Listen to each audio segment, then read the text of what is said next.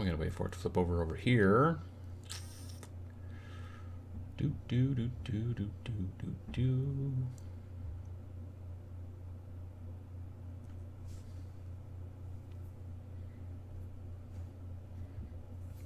Okay. And that is ready to go. Cool. And I need to pop out the chat so I can read it better.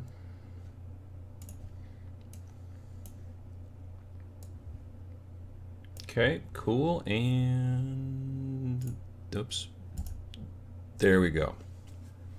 All right. How you folks doing? Hope everyone's doing well. Let's see here. We've got Sundered Psyche in the chat, VJ Morph. I see Kelly Audie. I see Roan. Axanax. Saber's Edge. Let's see here. Greetings from Cologne, Germany, making my Skaven's life a bit more colorful today. Nice, nice. Animaster, hope you're having perfect weather for your Memorial Day. My great granddad just turned 100 days a few days ago. Wow, or 100 years old. 100. A few days ago. Wow, nice. Weather is it's sunny. There is a squirrel in our bird feeder again. Stupid jerk. But it's a little chilly, but it's not too bad. Let's see here. Good morning from Spirit Lake, Idaho, the place all your earthbound cabals want to be. There you go. Let's see here. St. Louis, Alberta. Good morning from the Mitten. How you doing? Hey, young Uncle Adam. Hoteling it in KC. There you go. Let's see. Greetings from California or potentially Canada. It's going to be 102, so that sounds more like California. Let's see here. Good morning from Queens. Played my first game of Rain yesterday and had a blast. Great work. Can't wait to start a campaign. Well, thank you, Juice Abuse. I appreciate it. Errant Painting. How you doing? Good afternoon from sunny Denmark. Sounds nice. Let's see here. Also, we got South Florida playing Sigmar later. Good morning from Germany. Watched the review from Guerrilla Ventures Games and already bought 2 printed copies. Hope much success for the game. Is someone utilizing a Warband app yet? I know that someone reached out and said that they are working on a Battlescribe dataset. I think that's what they're called. So I don't know much about that. I mean, like, it's not something I think that we're supposed to do. Just like how, and I didn't realize this, but like, let's say you make a game, or you're a new game company. I guess you're not supposed to make your subreddit. Like, someone else is supposed to make your subreddit. You're not supposed to. It's a whole. Anyway, it's like an etiquette thing to some degree, which I did not know. So there is a Rain and Hell subreddit, I guess. Someone set that up, and I think there's also, I know Axanax set up a fan page or fan group on Facebook also for Rain and Hell. So at least I think it was Axanax. Anyway, yeah. So same thing with the Battlescribe thing. We have no plans to make an app, like an actual full-blown app, to do that with, because there's not that much to it, frankly. So yeah. But that's where that's at.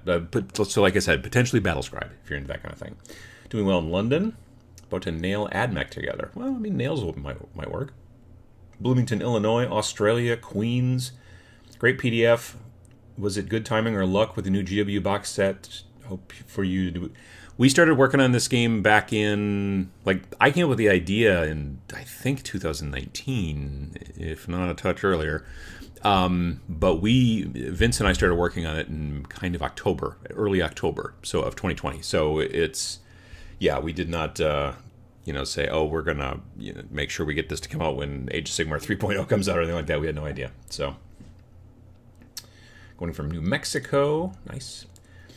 Just picked up the PDF. Looks fun. Going to get it printed locally as it's cheaper than shipping. Yeah. The company that we're going through, which is probably the biggest kind of, like indie game. So it's a company called One Bookshelf, and they own Board Game Vault, which we're going through, but they also own Drive-Thru RPG, RPG Now, Drive-Thru Cards, Drive-Thru Comics. Like, all those sites are all owned by one company called One Bookshelf. And they do their print on demand for books through a company called Lightning Source, who has a facility in the US and the UK, but that's it. They don't have, say, like Pacific Rim, Eastern Europe, and all that kind of stuff. So yeah, There we go. Let's see here. Forests and pools means in Rain and Hell that it rains. Well, it could be pools of... It's toxic pools. And the forests are kind of like petrified. So, there you go. Catmaster Studios, congratulations on the new game. Well, thank you. It's doing well. Now there's 2 Facebook groups for Rain and Hell. I had no idea. Oh, my goodness. Ordered the book in the PDF. Can't wait to get going with the rules. Nice. So I totally got on YouTube yesterday and thought, where's the Every Other Sunday show? That's how long my work week has been. That's a long work week, absolutely. It's cold as hell in Cincinnati having Panera Bread. Well, maybe that'll warm you up. There you go. Was Rain in Hell inspired by a stag weekend in Glasgow? No, it was not. Let's see here. What else have we got? Bought my Rain in Hell army. My wife is actually interested in giving it a shot with me. Well, that's good to hear, Mark. I'm always glad to get more people involved like that. Weird bird people should do fine in Rain and Hell. Absolutely, Zangors. Yeah. One of the reasons that I wanted to go with demons when I first kind of came up with the idea before I even reached out to Vince was because I knew that there were lots of potentials for kit bashing. I've never wanted to play a demon army like from GW, but I've always thought the bloodletters were super cool looking. So I was like, if I could figure out a way to make a game where I could run some bloodletters, that would be super cool because I think they're very neat. I would have a lot of fun time building them and painting them and all that kind of stuff. And I could mix in some other things. The other thing is that Squirrel is back. The other thing is that different cultures have different ideas of what a demon is. Like over here in the West, such as it is, we're always thinking like, oh, they're red and they have horns and a pointy tail and they carry a pitchfork or whatever. But if you look at the Oni demons from like Japan or like that, there's demons in like Hindu religion. Like everyone's got their own kind of idea of what demons can be. So you have just a ton of different options on what you can do modeling wise. VJ Morph, one small criticism of the PDF, I wish the table of contents was dynamically linked. I don't believe we can't, through that service, I don't think, that you can't have an interactive PDF from what I understand. So I believe the features like that, like linking and stuff like that, are, from what I can tell, interactive. I want to look into it a little bit more. But yeah, that's the one thing. Because some other people were like, well, I think there should be bookmarking and stuff like that. And I'm like, the way that you have to save it out, like basically what you do is you make the print version first, and then you save out as a PDF that's separate from the print version because both of those files have to be done in different ways, and it's a whole thing. But you're starting with the print version, and then you're making the PDF from there. And evidently, there's something to do with the service or the way that they do it or whatever, where the interactive, I think partially it's the little watermark that goes down at the bottom, which is kind of like an anti-piracy thing to some degree. I know it's never been not the best anti-piracy thing, but it's at least an attempt so that people don't just share it like on, websites and stuff like that as much. But so yeah, I know there was some. I remember reading something about how you're supposed to have the interactive features turned off when you output to PDF, and I think that links like that are part of the issue. Let's see here. I'm looking forward to building up a nihilist deep sea demons cabal. See, there you go. That's a good idea. Let's see. You and Vince should meet in Hell, Michigan to do a demo. I've heard about that. That could be something. So looking through the PDF and I can't find the stat line for the beast in the beast scenario. That is a mistake that we're fixing. We will be sending out an email. One of the benefits of going through Wargame Vault 2 is that everybody who buys something, we can automatically just send an email to them saying, hey, there's a new update to the PDF and all that kind of stuff, or hey, here's a thing that you need to know, or whatever. We're not going to do it. We're not going to spam you, but the two main issues that are currently in the book is that the beast scenario is missing the beast stats. I don't think it got cut off at the bottom down here, but something happened and the beast stats aren't in there. I will be posting probably about that even maybe still today a little bit. And then the other thing is on page 25? 20 somewhere? Yes, page 25. This chart that shows you the different devouts, two of them got switched. But it's right, if you go through the text here, like if you go to succubus, it says the philosophy that the succubus is for Earthbound, and the executioner is for the judges. But the chart, two of them got flipped. So those are the two main issues. There's a couple of little spelling errors here and there, but those are the two main issues. So yeah, that'll be coming.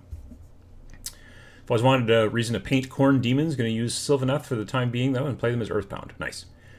Raining in hell from the northeast of England. Well, that's cool. I was so pleased that you and Vince did this game. Activation system is a real gem. I like the activation system a lot. Now, there have been some people that are like, well, I don't have any D12s. Well, they're not, I mean, if you go to your game store, they're not super hard to find. I've been a dice nerd for a long time, so I had plenty of D12s. But I even just went on to Amazon and just bought like a little baggie of D12s. There's like 10 of them in here. I think it was $6. So, something like that. But go to your local shop before you go to Amazon, absolutely. And very frequently, a lot of local shops will have either just like a big, bucket of dice, and they're like 50 cents or $1 or whatever they cost, maybe, and you can kind of paw through that. The dice don't have to be all the same color or anything like that. Like, you're pretty likely to be able to remember which miniatures are yours. One of the benefits to using the dice is that when you roll them and now you've got your activation order, once you activate a demon, you take the die and you put it next to the demon to remind you, yeah, that one's already been activated. So you don't try to activate the same demon twice, because you can't do that. I'm working on a little video explanation that's going to explain not just the activation system a little bit more in detail, but also combat and movement and all these little things. It's going to be a pretty short little video, but it's going to explain kind of how that stuff works. If you go to here on YouTube, there's a YouTuber that you should definitely check out named 2+ Tough. Well, that's not his name. His name's Doug, but the channel is called 2+ Tough. And it's the number 2 and then the plus sign and then tough. If you go to the video that I put up on Friday about the release of the game, the pinned comment at the top also has a link there. But he did a deep dive, excuse me, he did a deep dive into the game that's probably 35 minutes long. And then Ash from Guerrilla Miniature Games went through the book yesterday. I think it was yesterday that video went up. So I tweeted about that, I think, this morning. So definitely check those out if you're interested in, because it's like you can really only just kind of page through the first couple of pages of the book on the website, not our website, but the Wargame Vault website. So you can kind of see an idea of the table of contents and stuff like that. But if you want to see more about it, learn more about it, those two videos so far at least have been really, really nice for that kind of stuff.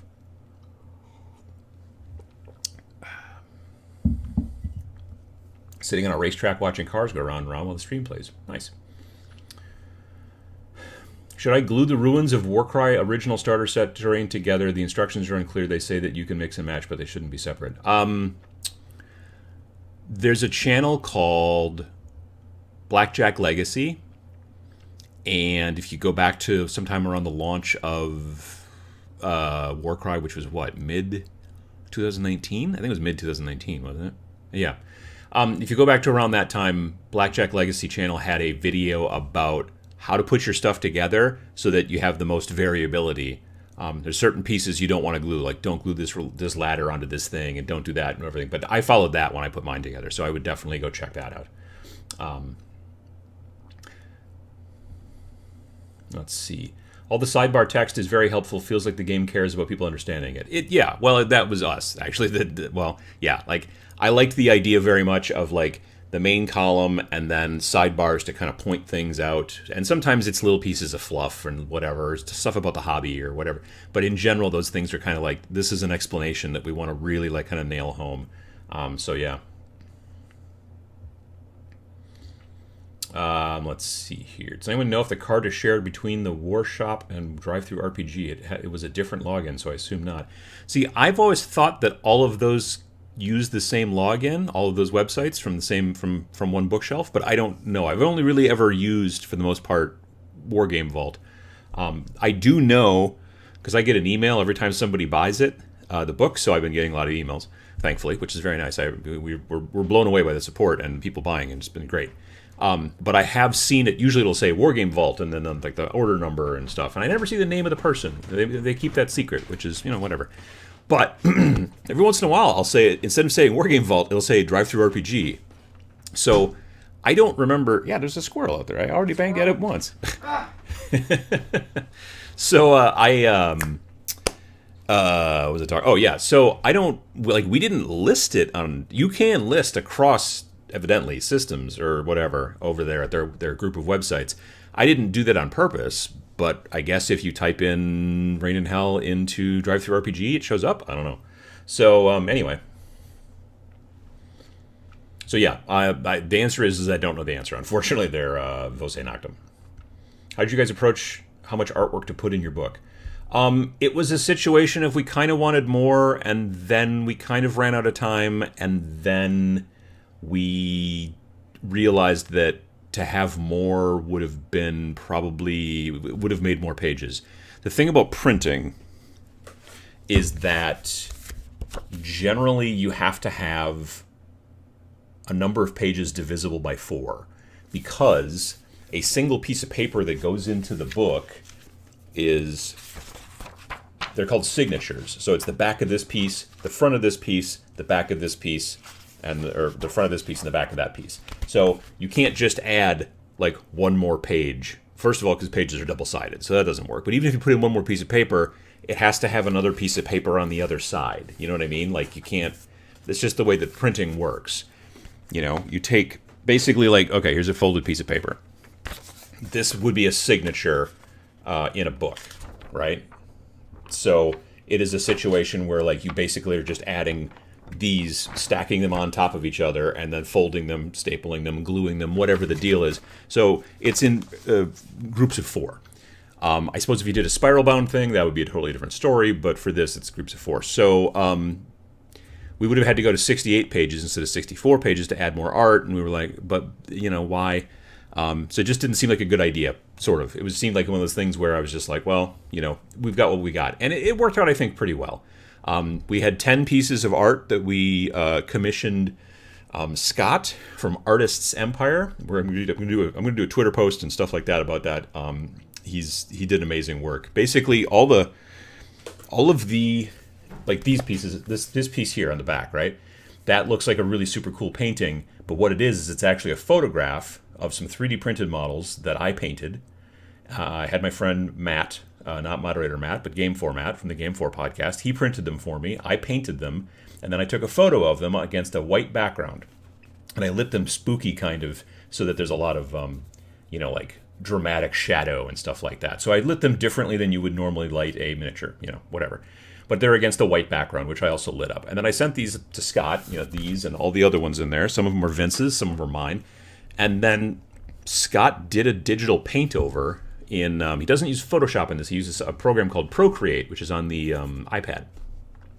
So he paints in the sky and the crazy glowing and the smoke and the grit in the air and all that kind of stuff. And like we'd given him directions that we're looking for this and this and this, aspect ratio on this, and just knocked it out of the park. Really, really super, super, super good. So definitely check out Artists. It's Artists with an S, Empire.com, I think. And also, he's got a YouTube channel. And in the YouTube channel, it's cool because he does a bunch of like time lapses of him actually doing the work, so you can kind of see that stuff. And he does live streaming too. So, and then the cover is an ink drawing by a person that we found on Twitch, who does amazing work. And at the time, we were like, so what do you want us to put for your name, like for in the credits and stuff like that? And they were like, well, actually, let's not, I don't want to do that. And we were like, oh, okay, well, that's fine. And I thought, well, maybe they didn't have a good time working with us and stuff. I thought everything went real well. And then they were like, but I'm really looking forward to working with you guys again. So it's, that's fine. We followed their wishes and do that. But yeah, I mean, amazing work on the front. That's going to be a t-shirt, by the way. We're going to do a t-shirt on that. And some other designs as well, but that definitely is going to be on the front. Let's see here. I think I'm already pretty far behind. One of the great things about the game, virtually any model can be a demon. It's true, very true. Paint your humans, elves, orcs with red or purple skin. Boom, demons. That's also a good point. Really excited to try Rain in Hell. It's I'm mostly a board game and role player, but try to play some miniature games, and yours look awesome. Well, thank you, Dennis. It's as a role player, you kind of have a little bit of that sort of like progression in between sessions if you play a campaign. So you're like, okay, like there's experience points and you can kind of go up levels and you can get benefits and things like that. Both, for your leader, Your leader has one kind of experience track. Leaders go up in levels quicker than, say, the devout. The devout is your kind of like one sort of lieutenant, kind of, man at arms, whatever, right hand demon, as it were. And then and they go up in levels as well, but not quite as quickly as the leader. And then the minions, which are everybody else, they also go up in level, but then slower than the devout and the leader as well. Let's see here. I busted out my Dark Crystal board game based on the irregular selection of Skeksis. Ooh, those would be good. Yeah, demons, I could see that. Let's see here. What is Rain in Hell? Rain in Hell, Canadian Ham, is a game that YouTuber Vince Venturella and I produced and released on Friday, early Friday morning. So it's just come out.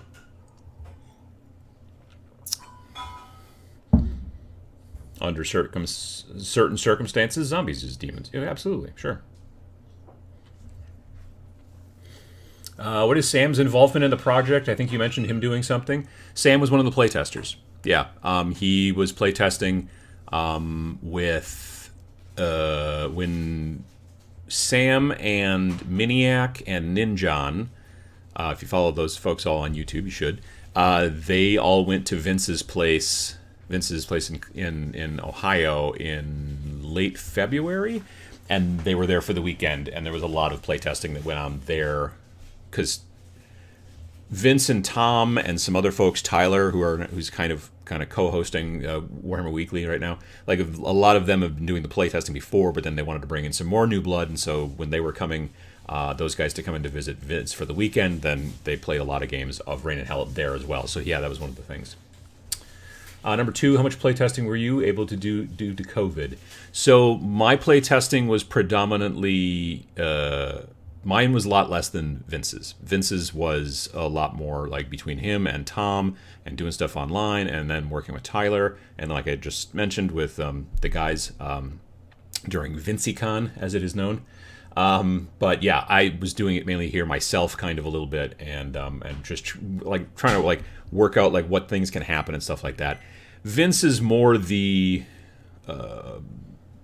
like mechanics and that kind of stuff, whereas I was more art and layout and concept and marketing and all that jazz. Let's see here where I get the STL files for the minis. I got all the ones that I've got. Go to myminifactory.com and type in demon, and you will find so many demons. We're going to do a post about the demons that we used in the book, so people could see like those particular miniatures and stuff like that. Because like I said, almost all of them are 3D prints, except for there's a group of armored demons at the bottom of a page, and those guys are actually from Frostgrave, these guys.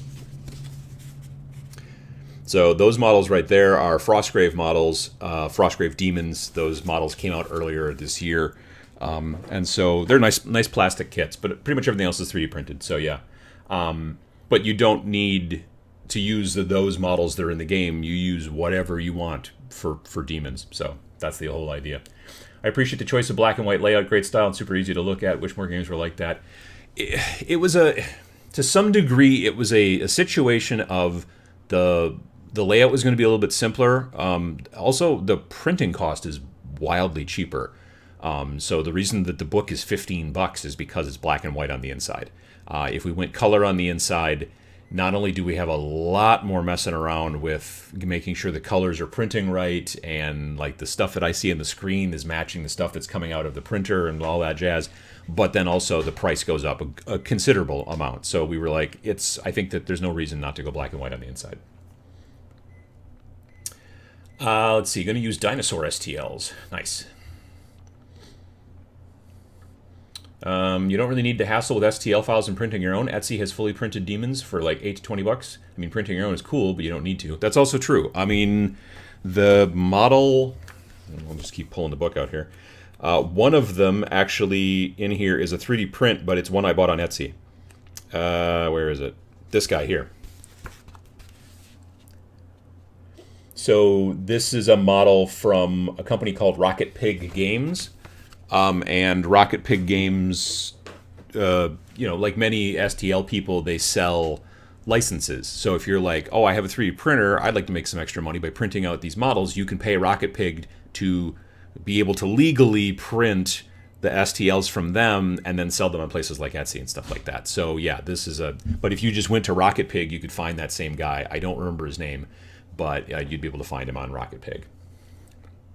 So far, like off the top of my head, the companies that we used were Arch Villain Games is one of them, Rocket Pig, Lord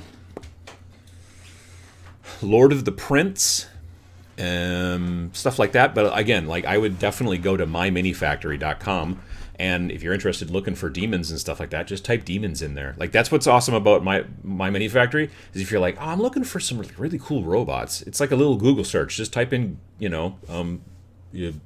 robots, and there you go. The thing that's interesting about it is that a lot of the sculptors out there who do a Patreon, where you pay them, let's say $9-10 a month or whatever, and you get some files. I did not know this, but most of them use My Mini Factory as the fulfillment company. So they say, basically they take their list of people for this month and they send that to My Mini Factory, and they send the STLs for this month, and then My Mini Factory reaches out to them and says, here's your STLs, and then those STLs also show up for other people to buy individually a la carte. But that's like a service that My Mini Factory does, so that the sculptor doesn't have to individually email STLs out to every last person. This person's like, oh, I didn't get it, it went in my spam folder and all this crap. It's just something taken care of by My Mini Factory. So I'm a big fan of My Mini Factory. You should definitely check it out. Are you interested in playing Zona Alpha? Oh yeah. Hang on. I just gotta move this. And then I'm going to move this. Got my good old stack of books here. Yeah, I'm a fan, definitely. And I have got a warband of cults, not a warband, a crew, whatever, a group of cultists completely done for that. I've got some independents that are built but not primed or painted yet, but they're getting there. I did a whole bunch of military zombies just as like extra zombies to have going around. So yeah, I'm a big fan of Zona Alpha. It's very cool. In fact, the demons that Adam just showed on the book you can get on Etsy. Exact same ones. There you go. What do you think is a good visual reference for the way hell looks in this universe beyond the artwork, so I can start building some terrain? Well, like in the text, I kind of mention... let's see. Hell is currently a place of madness and strife, ruin, destruction, and rubble. It was always a place that humans would find generally inhospitable. Hot, dry steppes, reeking of sulfur, damp, toxic bogs, ice-bound, rocky tundras. So the text there is designed to give you the ability to kind of use whatever you want to go. You could do lava field. You could do just big weird dirt area with like old petrified trees or something. There's a lot of different things you could do. Again, like desert. I didn't want to make it so that like hell was like, oh, this is just a place where it's like a lake of fire and then whatever, and there's dudes dancing around with pitchforks. Like that's not what I wanted to do. I wanted to make it different like that. So that was the idea behind saying, look, it's got a lot of different things going on depending on where you are. It's not, just one single biome. Let's say it that way.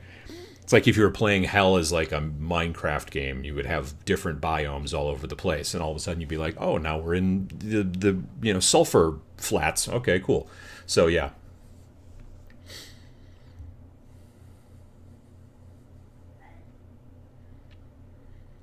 Let's see here. Whoops. Okay, everything's scrolled.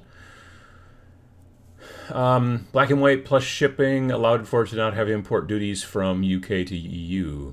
Oh, okay. Interesting. I didn't even know that. Just place my order to Rain in Hell so you'll be getting a notification. Is print on demand only stateside? No. Like I said, they will ship it wherever. It's just like if you let's say you're let's say you're in the east coast of Russia. It's very far away. I had a friend who used to have to travel to the east coast of Russia. He was an accountant and worked with commercial fishing companies. Anyway, so way the heck over there. like it would end up probably either getting printed in the US or UK, and I'm not sure where, and then shipped there. So it can get shipped pretty much anywhere in the world. It's just that the shipping cost is going to be probably a little bit more expensive if you're getting it shipped to places that are kind of farther away from the UK and the US. Like, I don't know what the shipping cost is to Canada. It's probably not cheap, because I sent a copy to Ash and a copy to Dana Howell, and I was surprised by the price to ship it. It was amazing. Yeah, I'm like, I'm in Wisconsin, which is nearly in Canada. Like, there's a lake between us and Canada. Like, that's it. It's not that big. But still, it's, yeah. Vince believes that that there's like a wall, like in Game of Thrones now, that evidently went up or something like that. And I was like, no. And even if it was, there was a hole in the wall and a door, and that's what you could send people through. And so you'd think the mail people would go through there, but whatever. Might not be appropriate action or a question to sell, but how many do you have to sell before you make a profit? We basically, like, we did pretty much everything ourselves except for the artwork. So yeah, we that was the thing. That was, people asked also, like, well, why didn't you do a Kickstarter? Then you could have paid for everything up front. We're like, it's an indie game. Like, we paid for the artwork. That was about it. We did that out of pocket, and it was fine. So yeah, there was no reason to do a Kickstarter. It was that's the thing. That's the benefit about being indie, and also the benefit about using like PDF and print on demand, is that there's no upfront costs. If we had to get these printed, and I had a garage full of them, and we had to ship them out all the time, sure, then there's a bunch of upfront costs for that. You have to send these off to wherever you get them printed, and then just storing and warehousing and stuff like that. But print on demand, the benefit is that they don't print them until someone buys them. So it works out nice. And like I said, I personally myself, very frequently these days, I prefer the PDF to the actual printed book, but I know I am in the minority there. So I'm glad we bothered to make the book. It's more work, frankly, to do that. So, like when you look at like wargamevault.com, the website that where the stuff is fulfilled from and all that kind of stuff, you'll see a lot of projects there, a lot of products that are just PDF only. They didn't make a book because it's more work to do a book. A good deal more work, not just in the actual layout and figuring out all the margins and figuring out how the densities of the ink and the images that you have to use and all that stuff so they don't print too dark and all that jazz. But then also when you want to get a book, like you're like, okay, here's the file, and they're like, cool, now you have to order a proof and we have to ship it to you and all that kind of stuff. And if you want the proof, any time in the next week, like basically, if you're like, okay, cool, just send me a book when you get the chance. Yeah, it's maybe only $4 or $5 to get the book shipped. That's great, but I'll see it in 3 weeks. But if I want turnaround to know, is this ready to go so we can make it go live, then it was like $25 to get the book shipped. You know what I mean? Because that was rush, 2-day air or whatever. But still, it took a week. Anyway, so yeah, it's we did not go heavy on pre-spend on this. Let's just say that. So yeah, we definitely are making some profit, which is great. I do like Archvillain Games, says Stephen Archer. Or Mercer, sorry. I liked their stuff a lot too. I actually had a nice talk with Konstantinos from Archvillain, and we want to kind of do some stuff together, I think. So that's pretty cool. I found that buying the PDF and getting it printed here in Australia is going to be cheaper than just getting it shipped. Yep, that's very possibly the case in a lot of situations too. Again, like I said, if I'm going to get the PDF, I'm not even going to bother to get it printed because I like to use my iPad, but I know that I'm in the minority there. Most people are not that so much like that. Is there a solo mode in Reign in Hell? Technically, the Beast scenario can be played one player, so there's a solo mode there, but it's just that one scenario.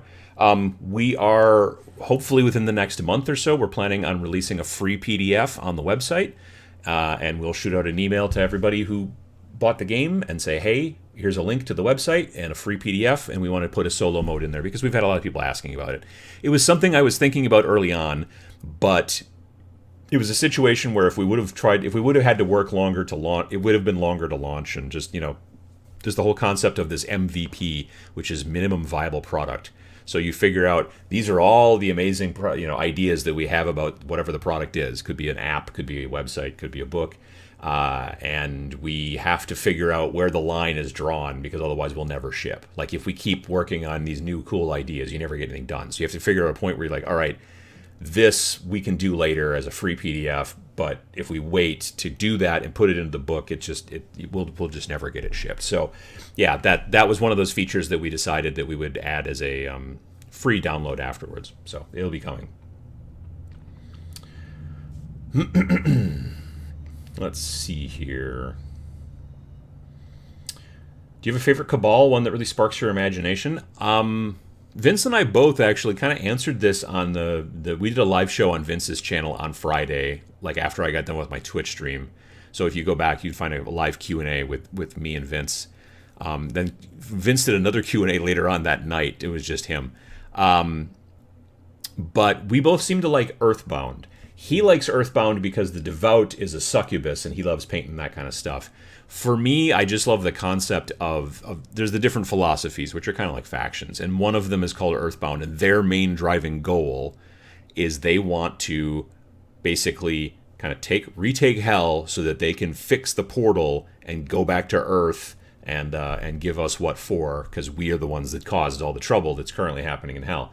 And I kind of like that concept of like, so yeah, that's that just story-wise, that kind of goes to in my brain. Hell yeah, brother. Congrats on your game release. Well, thank you very much, Jason. I appreciate it. Not a tabletop question, but I'm curious if you can see why kids love the taste of Cinnamon Toast Crunch. I don't. I think it's a bad idea. Let's see here. What else we got? The bleed and everything. Yeah, there's definitely, you got to design the whole page to have what's called bleed. And that is so that, like, printers can't print directly up to the edge of the page. So what they do is they print everything larger, and then it prints further than the book would go, and then they have to trim everything down. And that's known as bleed for reasons. But every page has bleed because every page has got, like, stuff going up to the edge and artwork, and there's like a very subtle texture, not a physical texture, but a printed texture that makes it kind of look like old paginess, or whatever, and that kind of stuff. But it's not too dark. I know that I was watching Andy 2D6 on the Andy and Rem show, and he was talking about how he was interested in getting into Necromunda, and then he bought the books, and the page texture artwork in the background was so dark that he had a hard time seeing the text on top of it, and then he got frustrated and then decided to stop playing. And I was like, well, I don't know about that. And then I looked at the book and I'm like, wow, that is very dark though. That is really, really dark. it's like they've really darkened those pages up. And I liked having something behind there. It's not just white paper. I dig that. But yeah, it can be too dark. Thanks for providing the PDF and the book for the same price. Yeah, we were like, because generally what you do is you're like, oh, the PDF is this cost and the book is this cost. And if you want the both of them, it's like slightly cheaper to do that or whatever. But we were just like, but let's just, we wanted to do something. We wanted people to be able to get at it and have both available and not be like one of those things where you're like, well, I want the printed one, but the PDF would be nice. And the other benefit to doing it that way too, in my opinion, is if you're interested in buying the book, the benefit is you also get the PDF right away. So you can now like look it over and stuff, and then when you get the book, you get the book. That's fine. Like if in a perfect world, you get the PDF, you start going through it and figuring out what you want to build, you start building and painting, and then you get the book, hopefully. You get the book either before you get finished with your Cabal or right when you get finished or something like that. That's not too bad. Interesting, you don't have much in the way of upfront costs. I've wanted to publish my own game for years, but the publishing aspect has always made me balk. Well, the reason there's not much in the upfront costs is because I did all the layout and artwork, not the artwork. I did the logo, I did the layout, I did all that stuff, so we didn't have to pay a person to do that.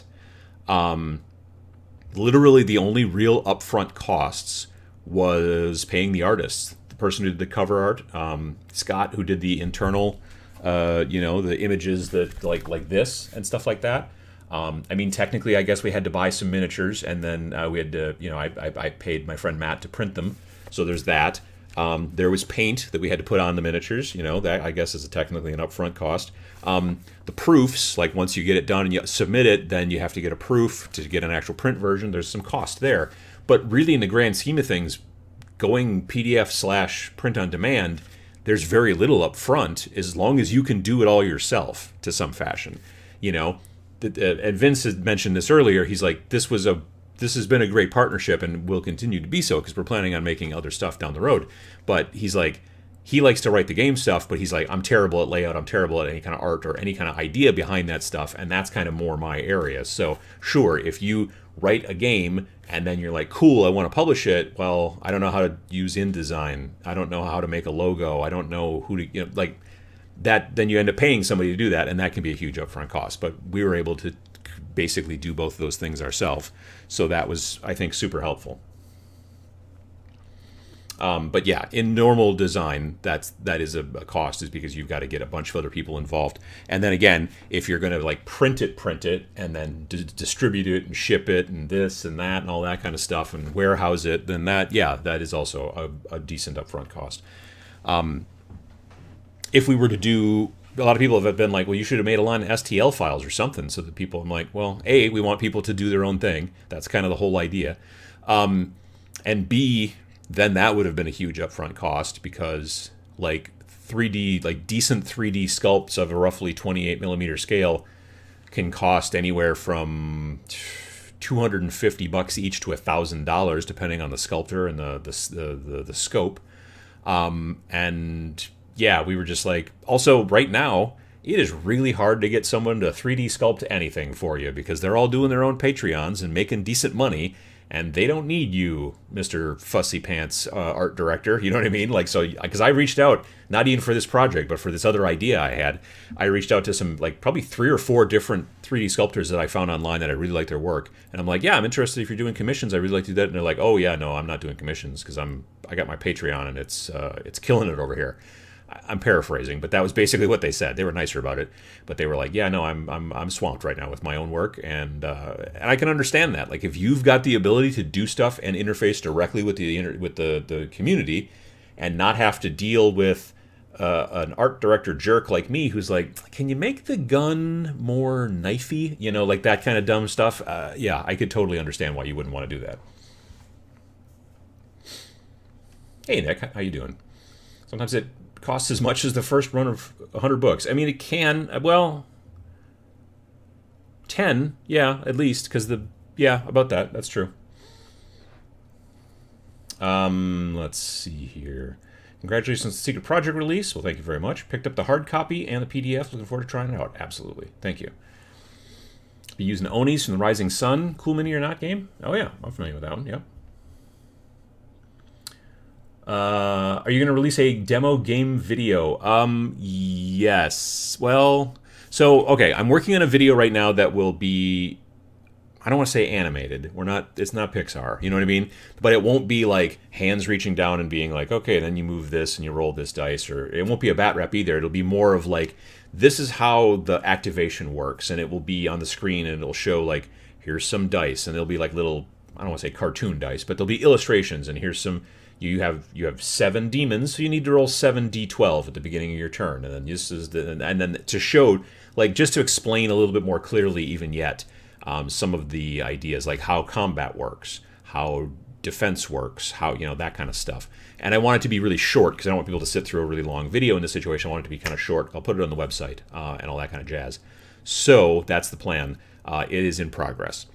Hopefully by tomorrow-ish, or sometime by the end of tomorrow, because we got a Memorial Day weekend here in the U.S. So tomorrow's a holiday for us. So I'm hopefully going to be able to try to get it done during the holiday.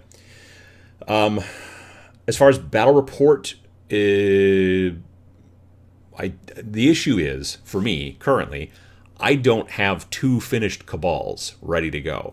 So I'm in progress on that. The models that I have got so far were predominantly all done so that I could get the photography done, so I could send it to Scott so he could turn it into the artwork that we see. So I've got a bunch of like really cool miniatures, but I don't have enough to make 2 cabals to be able to do a battle report. So that is in the plans. At some point in June, Vince had talked about how he kind of wants to come here to Wisconsin, and so maybe we can film something then as well, but I do want to get some stuff done. I know Ash from Guerrilla Miniature Games was talking about how he's interested in trying to do that, but he's got a queue of a lot of stuff, obviously, that's, it's not just going to be like, he's got like a schedule. He does his thing, so that's fine. And I know that 2 Plus Tough wants to do one as well. So you're going to be seeing hopefully some of that stuff as well. But yeah, we want to do like a official one, I guess. I don't know, but yeah, that should be coming. As you're a typography nerd, do you have a favorite font? Oh, it changes. It changes so much. It does. Like the logo type technically is what this is called, because it's like words instead of just an image or whatever. But this is a slightly modified version of a font called Blestem, Blestem, I believe, from a company, a little small indie font foundry that I like called Remedy 667. And I've modified it a little bit because it's designed to have like scratches and be beat up. But any font that is all scratched and beat up, like if you have to spell the word beer, let's say, if you have 2 E's next to each other, they're beat up the same, usually. There are certain fonts that you can get away with that don't do that. Like if you look at the font that I use on my new title cards and stuff like that here, thumbnails. This font is called Zine Time, and it's also from Remedy 667. And the thing is, it's in all caps. So let you look at the S right there in questions, the first S and the second S, you'll notice that they're different. That's because if you type a capital S, it looks one way, and if you kept a lowercase s, it's still a capital, but it looks differently. So like, you can make the letters look different by just typing in lowercase or uppercase. They'll just always be in uppercase. So it's just neat things like that. So anyway, my point is that I liked doing all that kind of stuff. The sidebar text is something called Casablanca Antique, and I forget what the main body text is, but it's something that was I don't want to say boring, but it was very readable. That's kind of an important thing to do. So anyway, but right now I don't really, I almost never have a favorite. I used to be a super huge fan of Futura back in the day, but I've branched out. You guys are a match made in hell. Nice. How long did the entire project take from concept to creation? Vince and I started working on it in October of 2020. So early October, I reached out and I was like, well, I'd already talked to him a couple of times about it. I talked to him about it in February 2020 before the pandemic. And then in like September-ish of 2019, he came to visit as well. And him and Sam and I hung out. We did a stream on Sam's Twitch back when he was doing Twitch at his old house. And the three of us were hanging out, and that was where I first broached it, was in probably September-ish of 2019. And then February of 2020, when Vince was here, I did an interview with him in my studio, which you may have seen that video, but at some point during that point, we had dinner with him and me and Sam, and I mentioned it again, and then pandemic happened, and then we were like, okay, and then I just all of a sudden, it was October, and I was super bored, and I was like, you want to start working on that? And so we started working on that. But we're both, obviously still, we both have day jobs. We both have YouTube channels. We got a lot of things going on. So this has been a side project. But, and we're looking to, initially it was just like, I wanted to do this one game. And he was like, yeah, that's cool. And about halfway through the project, I'm like, do you want to do this more? Like, do you want to do this, not just this one thing? And he was like, yeah, I do. This would be fun to do. So that's why we kind of started the company, Snarling Badger Studios. And we're going to be... like the plan is right now we're probably going to try to do a game a year. So that's the current plan. We don't want to go crazy. We don't want to be doing 3 games a month or something weird like that. We don't want to put out and we don't see ourselves doing a lot of expansions. We may, like Avi said, there's going to be the add-on for solo play and stuff like that, but that's not an expansion because it's just a downloadable PDF that you'll get for free. I'm saying it's not like we're making an ecosystem, you know what I mean? Because we've had people reach out already and be like, oh, you need to make this expansion and this expansion and this expansion. And we're like, we're kind of probably the next game is going to be very different than this one. Still be miniatures agnostic, skirmishy probably, whatever. But it will not be in the same world. It'll be something different for people who look at this and go, yeah, that's not really my jam. Nah, whatever. And that's fine. Then we're going to make something else that we're also interested in, and maybe that person will be like, oh, now that I dig, because maybe it's sci-fi, or maybe it's whatever, that kind of thing. It's steampunk. We don't have any steampunk idea, let's just say that. But we've got ideas made up for the next at least 3, potentially, kind of, at least starter ideas that we're kind of working on. So yeah. Let's see. Cool thing about this game is it reminds me of the first golden age of gaming in the 80s, where many of the games were simply just a softback book sold in a bag. Yeah, I mean, I feel like to some degree we're getting a little. I don't know. I like the this kind of indie stuff that you can get for cheap. We're not trying to sell you like a lifestyle. You know what I mean? Like Games Workshop is like, this is the entire hobby, us, and you're like, well, I mean, you're obviously a huge, massive portion of it, and you've gotten yourself into that position. But it doesn't need to be. You can play more than one game. You know what I mean? I've had some people be like, I don't know why you would do this when there's already 40K. And I'm like, I don't even understand that question. Like, I've seen people say that like in comments and whatever. And yeah, I've talked about this before in videos. Like, you don't just watch one movie. Like, I only watch RoboCop. I really love RoboCop. Just watch that over and over and over again. Well, what do you think about Star Wars? No, it's not. RoboCop's not in it, so I'm not gonna. I mean, anyway. When can I get a T-shirt with the Rain and Hell logo on it? Soon. Yes, we're going to be doing that. We're going to do a little bit of merch, but I didn't want to like. Number one, it was a time constraint. Number two, it seemed weird to be like, here's this game we just said, and here's all the T-shirts you can buy for it. We were like, maybe no one will like the game, and then why would we make T-shirts? Again, we're going to do print-on-demand T-shirts, like the merch that I have for the Tabletop Minions stuff. But they're really nice quality. Anyway, so my point is that, yeah, we're going to do those and then make those available, and we will put them on the website, and we'll do the whole, it'll be great. Is this out already? If so, where is it available? Yes, it is. If you go to rainandhellgame.com, you can find our website. And then, and Rain and Hell is spelled REIGN, like it is in the title. But yeah, I probably should have put a link I forgot to put a link in the description. I'm not good at this. Anyway, but yeah, if you go to rainandhellgame.com, or if you just go to snarlingbadger.com, you can find, that's the base website, and then you can click the thing that takes you to Rain and Hell, and then you can buy the PDF for $10, or you can buy the PDF and the book for $15 plus shipping. Late to the stream, just bought the PDF. Getting a setting sounds cool. Hope there's expansions in the future. Well, like I said, we're going to try to do some solo. Like I said, we're going to make a solo PDF, and we'll probably release maybe some extra like scenarios here and there and things like that in PDF form. But it's probably not like a whole. We're going to like it's like, again, this is not like our flagship. Hey, this is what we're going to do. We want to make a little bit of this and a little bit of that and whatnot, and you buy them and you play them and you have a good time with them. But it's not. We're not going to be doing tournaments or any kind of stuff like that. This is a fun game you play with your friends. And again, campaign play is really like where it shines. You can play a one-off if you want to, but campaign play is kind of the thing. What are the minis featured in the book illustrations? Well, we're going to make a blog post on the website where we're going to go through and list what all of those are.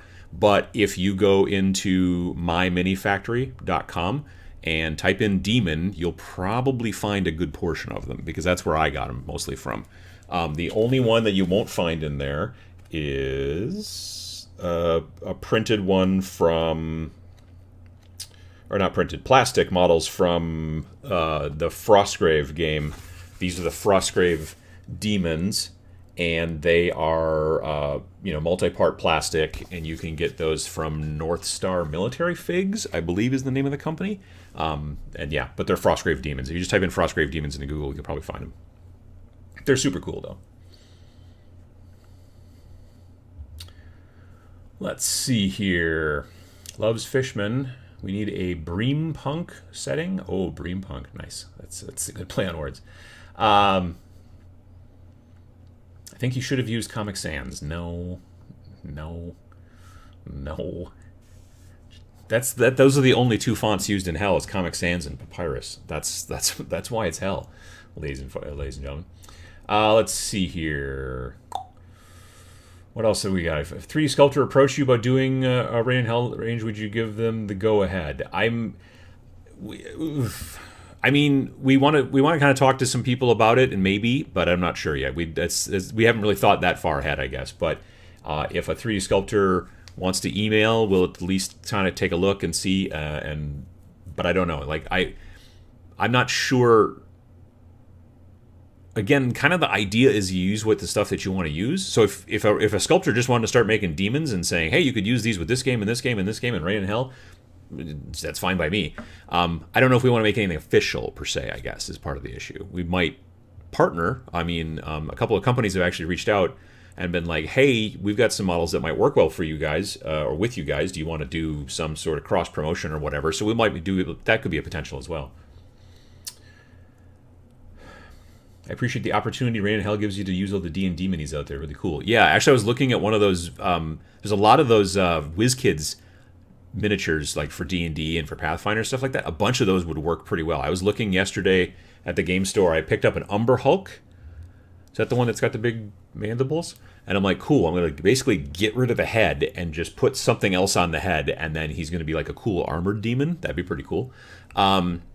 And I also bought like a water elemental, and if I just paint him to be like real dark and gray and spooky, he makes a void demon. Boom, done, easy. So yeah, there's a lot of cool stuff that you can do out there, even just with like D&D miniatures and stuff. And we're probably going to do some blog posts and things about that, just to kind of give people ideas. And so yeah, check out the website, raininhellgame.com. I should have made a little button that I could push to make that pop up at the bottom of the screen, but I didn't. But I will soon. And yeah, and just follow the Twitter. Like I am reposting most of or retweeting, whatever, most of the stuff. But the new Twitter for Snarling Badger Studios is just at Snarling Badgers with an S on the end. So there you go. A lot of it has to be through like Fiverr, and it helps if you know someone knows sculpting, because they generally won't know the right things for it. Yeah, well, there's that. I actually had 2 Fiverr sculptors that just straight up flaked. Like, I sent them stuff and this and that, and they're like, oh yeah, no, totally. And then like 3 months would go by, and I'd be like, anything? And there's nothing. So, not great with the Fiverr, I've found. Let's see here. Corvus Belli has done a few CGI bat rep explainer type things on their YouTube channel for Infinity. Interesting. Hey, Turkey Gurky, how you doing? As a side note, has anyone seen the paper puppet Dante's Inferno? I have not, no. If your game will have big success, do you plan with Vince to do anything alike but with different setting? So, like I said, we're planning on trying to make a game about once a year, and like I said, right now we have 3 more ideas that we're like, these I think are things we want to do. And we kind of have an idea of the order, and they will be different, so they'll still be miniature games, they'll still be miniatures agnostic, they'll still be skirmishy. Neither of us is particularly interested in making an army game, so if you're super into army games, meaning like, 50, 60, 80, 100, is that Squirrel back again? Oh yeah. You should just go out there and hit him or something like that. I don't think that'll actually work. He will run away. Is there something wrong with his face, too? It looks like he has mange on his face. I don't know. He's a squirrel. He's got probably 15 diseases. I don't even know what they are. Probably does have a lot of diseases. That's a good idea. Maybe it's a cold sore. Do squirrels get cold sores? Anyway. So the idea basically is that, we want to kind of stay in this sort of more indie kind of realm and keep doing these books and things like that. But we're not going to have every one of them. Like, it's not all demons all the time. Like, this game, yes, but next game, different. So that's kind of the idea. Let's see here. Is it Adam or Adam? It's whatever you want it to be. That's not true. Let's see here. Wrath of Kings has some great choices, and us crazy clearance at Miniature Market. Wrath of Kings. Oh, Wrath of Kings. Oh, yeah. No, I've got a bunch. I was working on a Fishman army on Wrath of Kings, and then, well, they're called what the heck are they called? House Hadros was the name. Yeah, and then the game sort of dried up because cool mini, so that was a bummer. Sundered Psyche says, I printed out my PDF so I could show it to some friends easier. Ran out of ink 6 pages from the end. Want to buy a physical copy one day, but shipping to Australia is always a pain. Yeah, I really wish that they had a facility. I wish Lightning Source, which is the name of the company that's actually doing the printing, I wish that they had a facility in the Australia or somewhere close to Australia. Which is not, there's not other than New Zealand. There's not a lot close to Australia, but closer anyway. Let's see here. We'll have PDF printed up in about 15 minutes. Nice. I might live stream playing on my Facebook page. Nice. As soon as I can get my stuff painted, of course. I'm sure Ash will do one of his 1 million miles an hour bat reps within a few days. I mean, I don't know. Again, like he said in the comments of the video that he did, where he kind of read through the rules and stuff like that. He did a in the comments. He was like, like it's, I want to put it in the queue. So it seems like he's interested, but like I said, he's got a schedule, so that's fine. Let's see here. I'm thinking I may use some Cursed City baddies for initial cabal since they're already on the painting desk. See, that's the thing too, because people were like, well, zombies can be demons. I'm like, sure, but that's fine. Let's see here. Have you ever seen a game where different melee weapons have varying range? Sure, lots of them. You've got sometimes where like a spear has got a 2-inch reach, whereas a dagger only has a 1-inch reach, or a sword, short sword has 1-inch reach, stuff like that. Halberds can go 2 or 3 inches. It depends on the game system. With our game system, it's all basically just melee combat. There's no like range attacks. It's all about melee combat because these are demons and they're getting up in each other's faces, and that's kind of their thing. And it's a design idea that we wanted to stick with. We didn't want to go with like. There's basically nothing almost in the game. Like, it's all about placement and getting people in the right spots and being able to like do things. Like, one of the types of combat styles is called running skirmish, and it allows you to basically, like, let's say you got a 6-inch movement, you can run 2 inches to the point where you're within 1 inch of, let's say, a bad guy or someone you want to attack them, and then keep going. It's basically like a drive-by. You're like running by, fight, and then keep running. That's one possibility. You also have a charge, which is moving directly into somebody, getting within inch or whatever, and then you get a +1 to your combat because you ran at them and you've got your inertia and all that kind of stuff. And then there's also focused stance. What is the third one? Focused something or other. Focused combat. That makes sense. So in focused combat, you just don't move, and then you get a +1 to your combat as well. So that's like if you're already in combat with somebody, and your next turn you could be like focused combat, or you could not be. You could decide, I'm not moving, I'm holding this objective, but on my turn I'm going to declare focused combat, so that when somebody does come up to fight me, I will still get the +1 in defense because it works in both. So yeah, it's very cool. I love all the graphic design and colophon talk. Well, I mean, that's kind of my thing. So Vince is obviously more on the mechanics side and the rules and all that kind of stuff. And like, it was fun because when I came to him, I'm like, I have these ideas of what I want to do, and not only of like just like big ideas of story or whatever or theme, but also like I want the activation system to not be I go, you go, I go, you go. And I was like, I like the dig into the dice bag, pull out a dice kind of thing for like bolt action and games like that, Star Breach. But I was like, but I want something where like, nobody knows what's going to happen when you do that. And that's fine. That's part of the bonus. Like, I want it to be at the beginning of the turn, nobody knows. But now that we've both rolled our D12s, one for each of our demons, and we figured out the order, now I know that you get to activate 2 demons on the 6th step because you rolled 2 6s, and I don't have any demons on that step. So that makes me plan that in 8, because I rolled an 8, that I'm going to do, so it's nice because it's like, it's random every turn, but it's an outcome that you can look at, and in this turn you can plan, because I can see your dice, you can see mine, they're sitting there, and we know what the order is going to be. But every next turn the order is totally different. And again, it's not like this dice means exactly this demon. It just means that this dice, if we're in phase 7 and I have a 7 and you don't have a 7, I get to pick one of my demons I haven't activated yet, and I get to move it. So it gives you more strategy, but there's still an element of randomness and kind of having to think on the fly, which I'm like, I want something that I kind of explained this in various themes and ideas to Vince, and then he came up with the activation system, which I think is really super cool.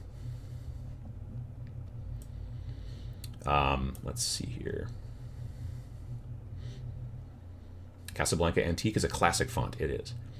Great to see the reveal of the top secret project. Even better to see it's a solid looking game. Well, thank you, Shogun. Let's see here.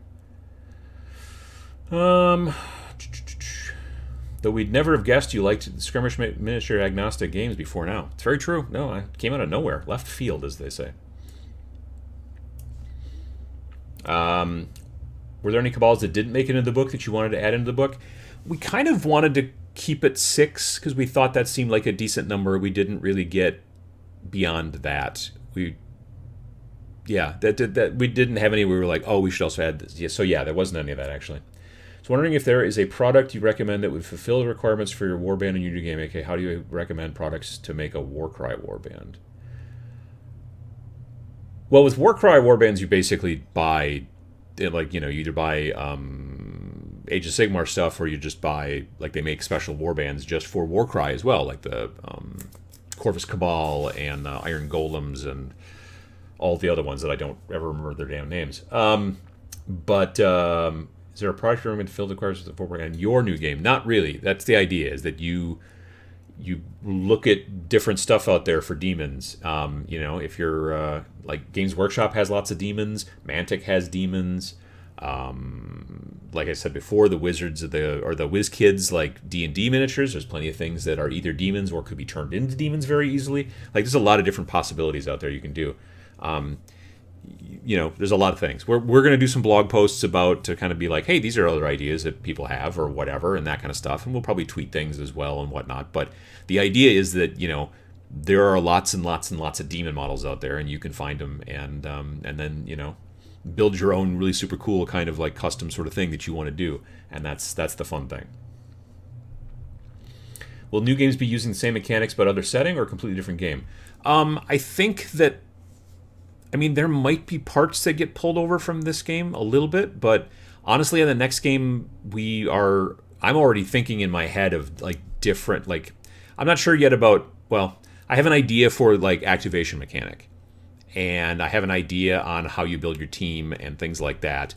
And I have some other ideas, but, these things all need to be kind of funneled a little bit through Vince. So I go, oh, here's all my weird, crazy-ass ideas. And then I go to Vince, and then Vince is like, all right, well, we're going to figure out how to turn this into actually something that works mathematically, and we're going to figure this how to, in this part, that doesn't make any sense, so we're going to get rid of that. And so that's kind of how we work a little bit.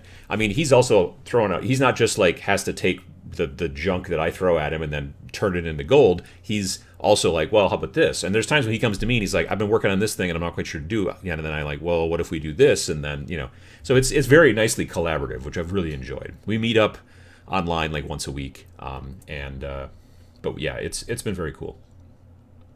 Maybe something where space lizards with lasers and the antagonists. Maybe you could do that. Were there any surprise challenges producing the book? I think that the biggest surprise was, to me at least so far, not so much in the producing of the book. The biggest surprise, because I have done, like, Vince has designed, I think he said 7 games before this. Predominantly more RPG type stuff, but still, he's got a background in it. And even I've got a background in game design a little bit. Back in the 90s, my very good friend Peter Spahos and I had a game company called Snarling Badger Games. New company is called Snarling Badger Studios. But I've had the same URL, snarlingbadger.com, since 1995. So I've had the same email address for a quarter of a century. So I was like, when we were trying to come up with what we were going to call our game company, I'm like, we should just call it something Snarling Badger, because I've already got all that stuff. I got the logo. It's tattooed on my arm. Yeah, it's...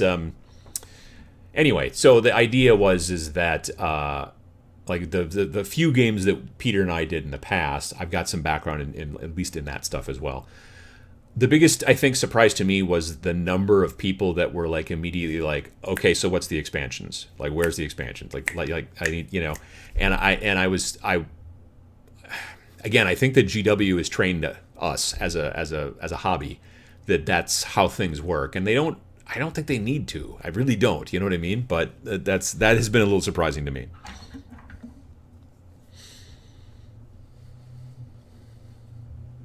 Let's see. I've suggested it to Vince, and he gives a thumbs up. And now I'm suggesting it to you. Cyberpunk, just keep the same activation is all I ask.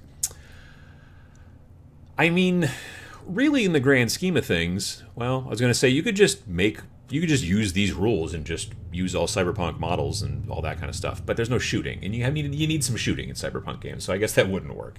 But yeah. The next game, at least so far, the next game is not really Cyberpunk, but I don't know. We've got some fun ideas, and I think it's going to be fun. At least that's the plan. The only difficult part for my group is finding all the D10s. We may have to start with D10s in the meantime, or D12s. So the reason we went with D12s is because A, D12s are cool. That's not the main reason. That was the tertiary reason. The main reason we went with D12s is because we knew that the warbands were between 7 and 10 models. 10 models is the maximum size you can have for a cabal. So that's the biggest group you can have.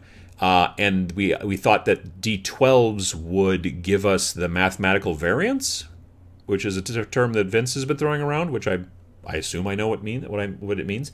But the mathematical variance to be like, it's less likely that you're going to roll so many doubles amongst, or whatever, because you got 10 guys, but 12 is, whereas if we would have done like D6s for activation, there would have been way too many doubles, and it would have been so yeah. And D10s would work. Like if you just don't have any D12s and you decide to want to use D10s, sure, you can do that. Police aren't going to come. I mean, again, it's a tabletop game. You can tweak things and do things the way you want. Like I said, go to your local game shop. You should probably be able to get D12s. Most local game shops, if it's any good, has probably got buckets of dice, and you can just dig through them. Or like I said, I bought these little baggies of 10 12-siders on Amazon for like $6. So also not a bad idea.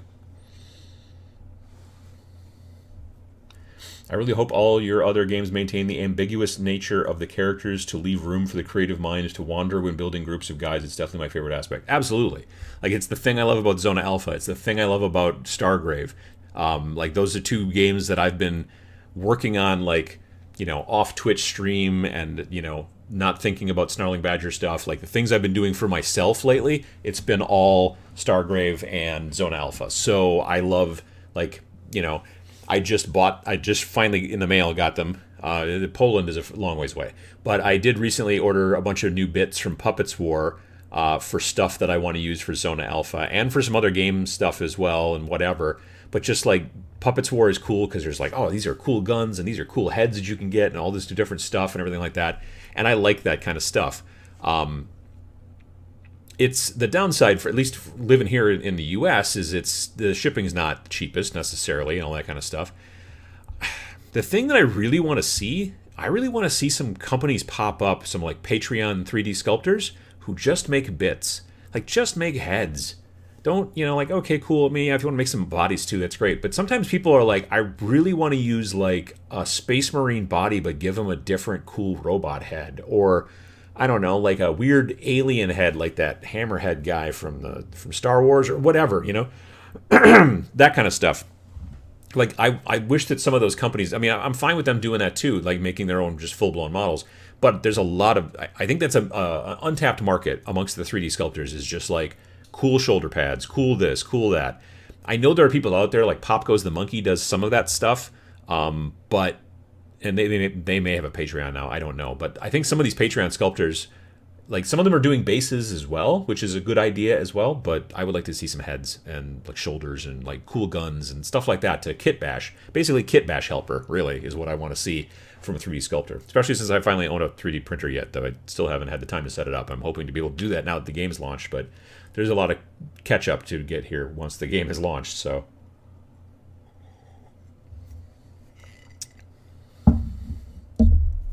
Somehow there must be fishmen. Yeah, I would like to see that too. I'd make a great video, which boxes to get from various companies to dive into hell. I mean, yeah. The downside, maybe, for people is that it would be more of a situation, like, in my opinion, if you're trying to go cheap as possible, going onto eBay would probably work well. If you were like, no, I don't want to do 3D printing. I only want to use like stuff that you can get from current companies. Because if you're like, oh, I want to do this, this, and this, well, then you're going to need to buy a box of blood letters, and you're going to need a box of these guys and a box of this. But you're only going to use like 3 or 4 from every one of those boxes. That seems a touch wasteful, unless you then take those models and then put them onto eBay and mention them that you could use them in Rain and Hell. Then maybe you could recoup your money or whatever. Recoup? Anyway, you see what I'm saying. But it's that's one of the reasons why I like the concept of using like some of those WizKids things, because it's like a blister pack. You go up there and you're like, I want to buy this weird air elemental, and I want to buy this Umber Hulk, and I'm going to modify them. And you're not buying a box of 10 models, you're buying a model, maybe 2 models. Those WizKids ones can sometimes be in pairs. Let's see here. Is your next game going to be based on cybernetic law enforcement? No. Be nice if it was, though, I suppose. Any plans to play on Twitch stream? Not right now. My Twitch setup is not currently set up for... Yeah, my Twitch stream is set up for my gaming, or my hobby table, and that's it. Like, it's currently not something I can move around. Down the road, maybe. I need to... Now that this game is launched, my hope is over the summer to be able to do a bunch of work to get... My hope is eventually to get my studio where I do my normal Friday videos. I want to get out of there and come back and basically build a studio in the basement. Partially because it's just, if you've watched any of my videos, you probably have heard a lot of road noise. That studio is just not good for road noise. It would have been worse over this last year, except for COVID. And it's not just road noise, it's also... There's a couple of bands that also practice in that kind of studio space. Not my room, but there's multiple places on the second floor of this building that are rented out to different studio folks. But a lot of them are bands. So there's Wednesday night I can't really record because band. Also, very frequently in the summer, Wednesday night I can't record because drum circle across the street at the park. All this kind of stuff. And so there's just people just hauling ass up and down the street on motorcycles that are really loud downtown for no reason. Awesome, great. So all that kind of problem, it's very loud. So that's problem number one. Problem number two, you may have seen this last year, the roof leaked. It doesn't leak from rain or from snow. It seems to leak from the air conditioning, and they just haven't been able to figure out how to fix it. They've been up there multiple times. I know my landlord is not just gaslighting me. Because I know people who, it's a conjoined building, it's multiple buildings. I know people who are like, oh yeah, no, they were up there. I saw them, so... But they're just not able to fix it for some reason. I don't know. And so I'm like, I don't want stuff to drip all over the place like it has in the past. So let's try to fix... Anyway. So long story short is I do want to move it down into the basement. It's going to take a ton of work. And if I do that eventually, when I do that eventually, the idea is that maybe it might be kind of cool to do a little bit of... I gotta be honest, I don't like bat reps. I just don't. I don't watch them. So that it's real hard for me to be super jazzed about doing them, and maybe this has come across before, and I don't want to be, negative about it, but I don't. I've done some battle reports. They've done okay views-wise. I don't really watch them too much. I know some people like them, but if I would have done, the 3 battle reports that I did, if they would have gotten huge numbers, I would have been like, well, I'm not sure. But they don't. And so... and admittedly, I'm not doing 40K and I'm not doing competitive, and I understand that those can do quite well for folks, but that's not where I do it. So, would it be cool to do? Yes. Would it be a ton of work to do? Yes. Would there be a huge benefit to doing it? I don't know. I think most people who come to my Twitch stream want to watch me paint and ask questions and chit chat and stuff like that. So maybe at some point, but I don't. That's, I guess, the really long answer to your question, and I apologize. Is Lovecraftian style one possibility? I don't know. There's a decent amount of Lovecraft games out there already. Warcradle has got a cool one with Mythos. That's a skirmish Lovecrafty kind of game with also a model line of cool Mythosy Lovecrafty kind of cool stuff. So yeah, I'm not sure about that. The one thing indie games lack is backstory and lore. Yeah, I mean, we only put 2 pages of lore in there because we didn't really, we wanted to explain what happened and why hell is like it is.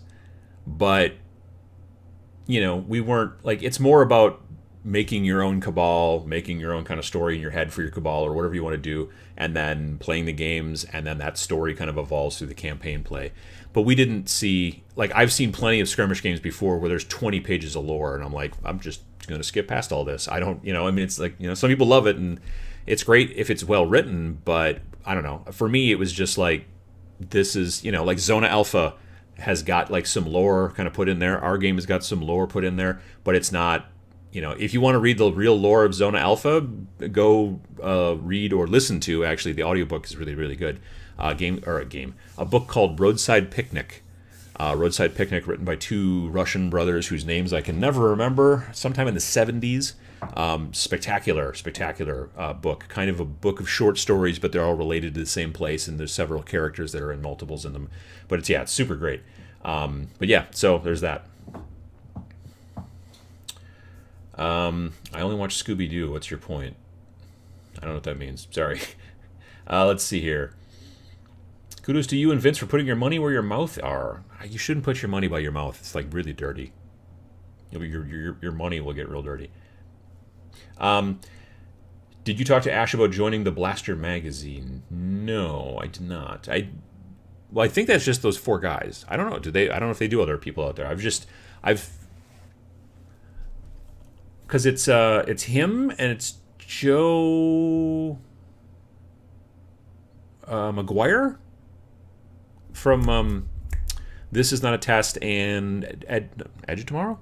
No, Reality's Edge. Edge of Tomorrow was that movie. So it's those 2 guys, and it's also Sean Sutter from Relic Blade.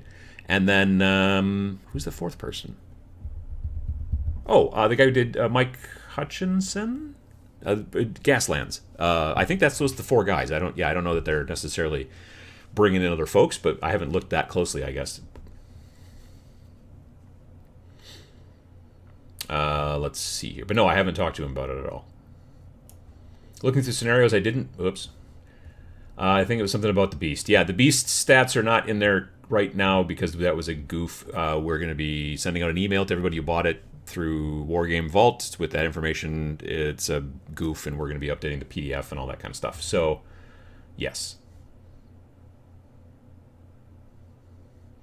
Snarling Badger was the game company from your Robo Battle game, yeah. Yeah, so Snarling Badger Games back in the day, and now it's Snarling Badger Studios, so it's technically different. But it's me and Vince, yes. And yeah, Peter and I, back when it was Snarling Badger Games, we did 2 games.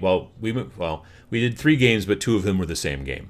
We did BattleBots before the TV show, before any of that stuff. That game was published in 1992. And then we did a card game called Zombie Rally.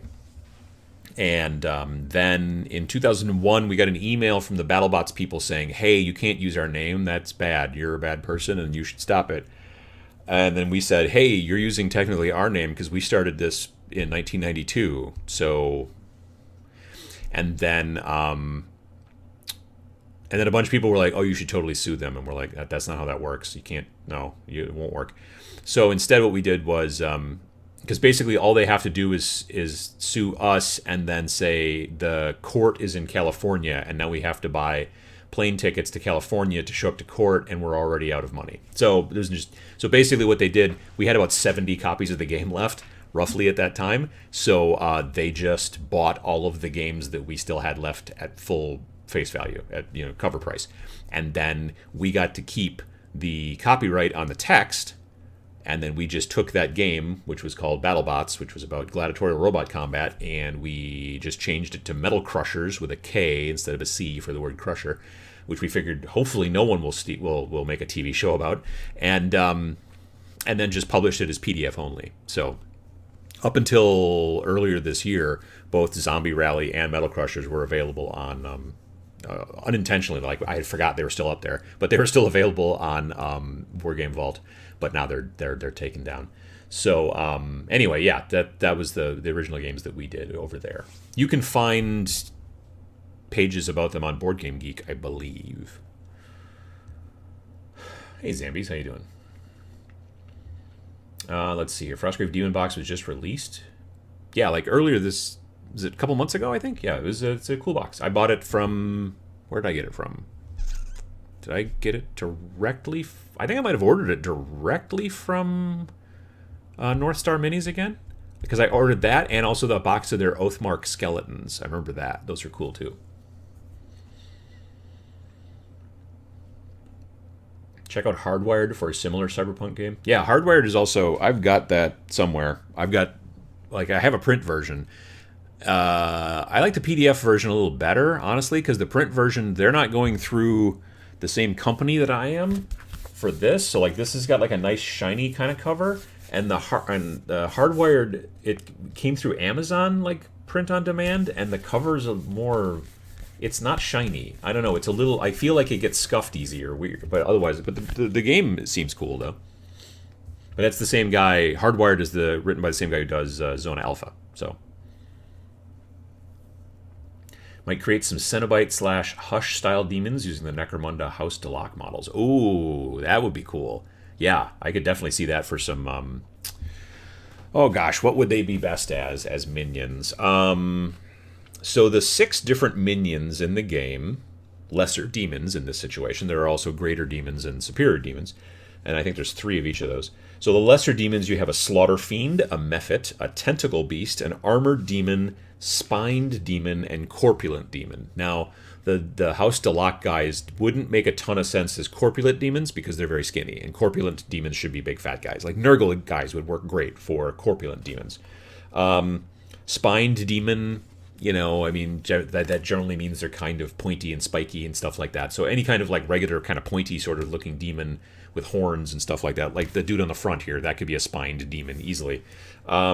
Armored demon, like the reason that I went with those frostgrave demons is because they're wearing armor, and it kind of makes sense. But it doesn't have to be armor like they put on. It could be carapace. You could use you could modify like gene stealers to be armored demons if you wanted to. Tentacle Beast, probably not for those guys. I wouldn't see those guys being tentacle beasts unless you made like them real skinny, like the House to Lock guys, but then worked a bunch of tentacles into them. That could be pretty dope. But again, like the sidebar on this page says, remember, just because the demon is called a tentacle beast doesn't mean that the model actually needs to have tentacles.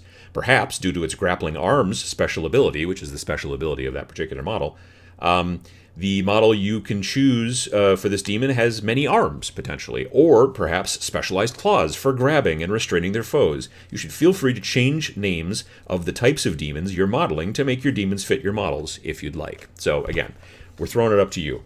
Mephit means it can fly, generally, so it's got, like, wings. So if you put wings on one of those House to Lock models, that would look super dope.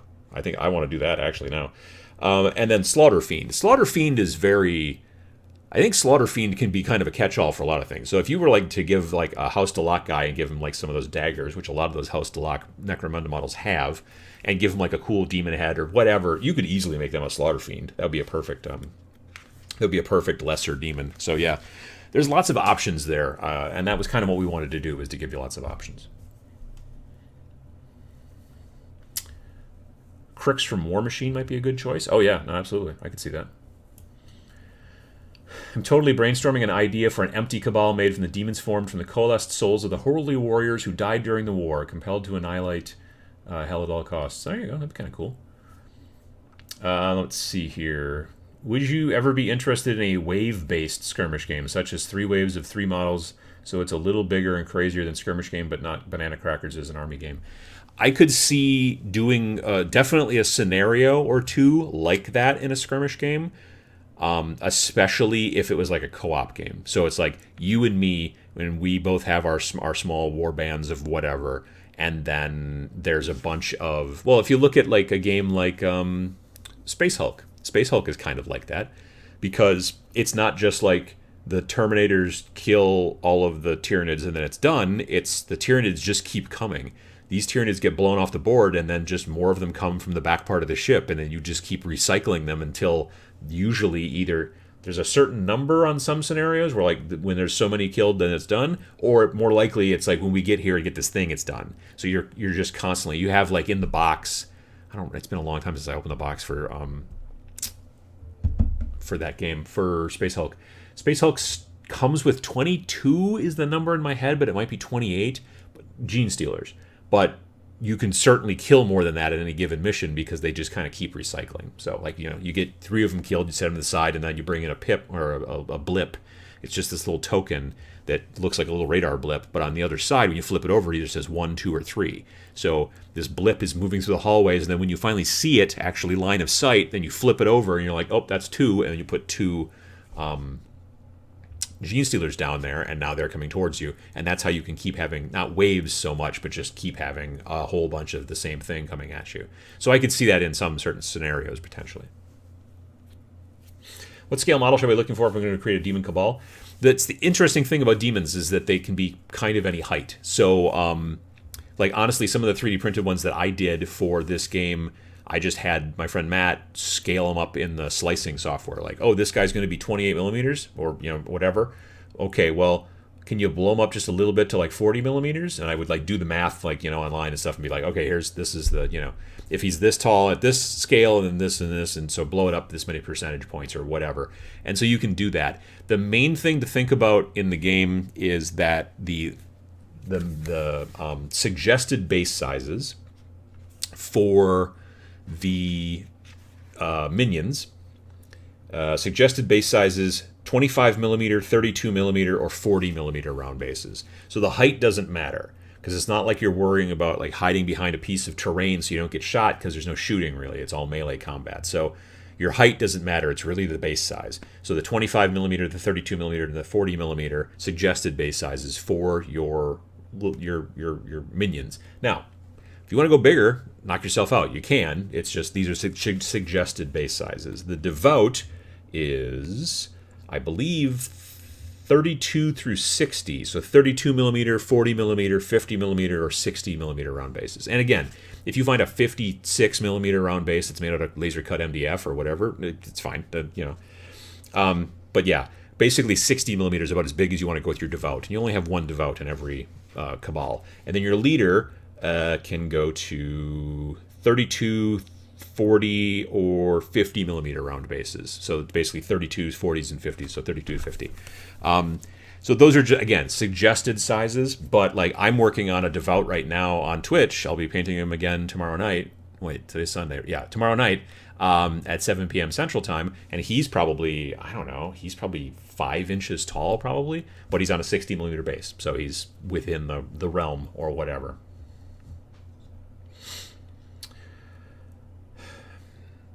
Are Lords of Hell limited to 10 demons or 10 plus the free one? So basically all cabals are maximum size 10 models. So you get the leader you get for free, the devout you get for free, and then you pay for your minions. So if you're going to be playing a campaign game, when you're starting to build your cabal, you automatically get a leader and you automatically get a devout. That you have to have those to have a thing. And then if you look at the points costs for the lesser demons, the lesser minions, they kind of average around 18 to 20 to 22 points or roughly. So when you start, you are probably going to start with about 5 of those. So you'll start at probably around 7 models total. Your leader, your devout, and then 5 other folks.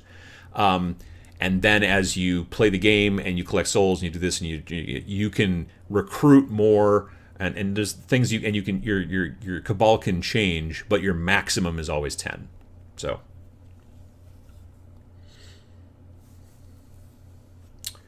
let's see here.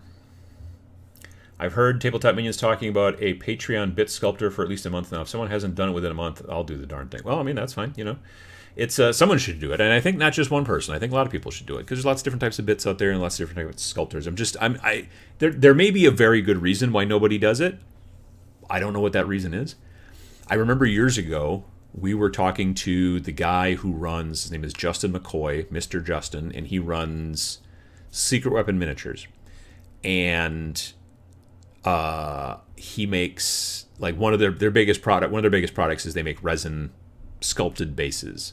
So instead of you having to like put texture on your base and do all that stuff, you could just go to them and buy like urban decay bases or jungle bases or whatever, and they're sculpted in 3D, and it's resin and all that kind of stuff. And a friend of mine who was kind of getting into resin a little bit, like pouring his own resin, making molds and stuff like that, said to him, he's like, well, why don't you just make the top part? Like, rather than making the entire base and also the junk on top, why don't you just make the mold so it's just the top part and then sell that stuff? And then people can just glue it onto the top of the GW like bases or whatever bases they use. It seems like it would use less resin. It seems like it would be easier to ship and all this stuff. I don't understand why you don't do that. And then Mr. Justin dropped some fat science on us about why pouring something in resin, and this is not 3D printer resin, this is 2-part resin, pouring something that's smaller in resin is harder than pouring something bigger in resin because of the way that it hardens and cures and the thermodynamics, and smaller things take longer. And when you're in a business, you're trying to figure out all the efficiency. And so he's like, he's already thought of this, and this is why I don't do that, and it's this and this and this and this and this. And we were all just like, oh yeah, I guess that's why you have a business doing this, and we're just a bunch of chuckleheads in John's garage, I mean, and that's, so there's things like that. So there, for very possibly maybe a reason why a lot of these 3D sculptor folks on Patreon and stuff like that aren't doing bits. Maybe it's because it's too difficult to do, it's difficult to print. I don't know. I don't know that much about it. It also just might not be an idea they've had yet, or it might not. They thought about it and they're like, I don't see how I can make money doing that. I don't know. That's a good question, but I think that someone should do it, and not me, because I don't need another. Goodness. I plan to use old Anima Tactics as Achilles figure. Oh yeah, that's kind of cool. I remember Anima Tactics. 12 in general is just cooler than 10. Not kidding. I think humans would be better at math if we happened to have 6 fingers instead of 5. Whoa. 12 is divisible by 2 and 5. 10 gets 2, 3, 4, and 6. Ooh, that's a good point.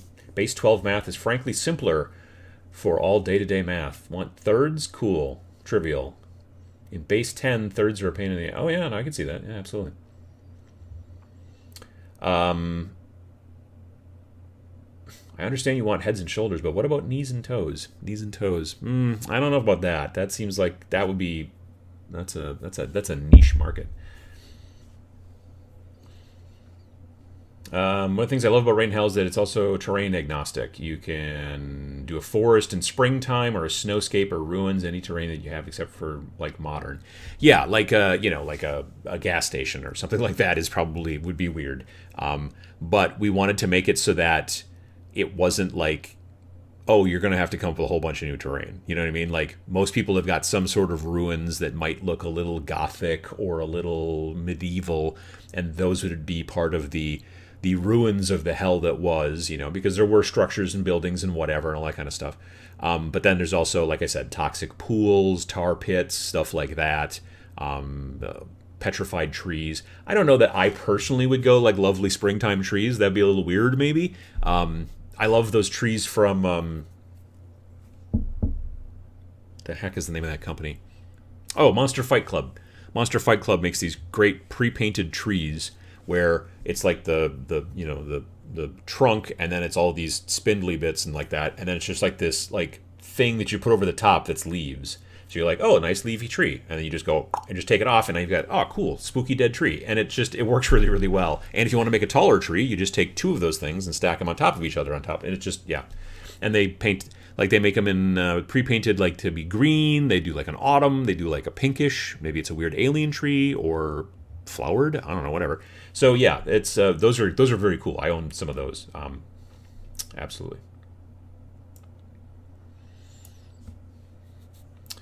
Let's see here. Reaper has some nice inexpensive demon minis. Oh sure, Reaper's got. They've been making demons for a long, long time. eBay sellers will often do single sprues for a slight markup. Sure. Someone smart is going to put together 10 packs of assorted size demons and 12d12 on Etsy and then rake. I can see that. Sure, why not? Will you do a plane / spaceship skirmish battle system? I'm not a big fan of ship games. I don't know why. Just never really have been. It's like, yeah, I suspect not. Let's say that. Great thing about demons is you don't need minis. I've made demons from driftwood and green stuff, or wooden blocks and wire. Well, there you go. Absolutely.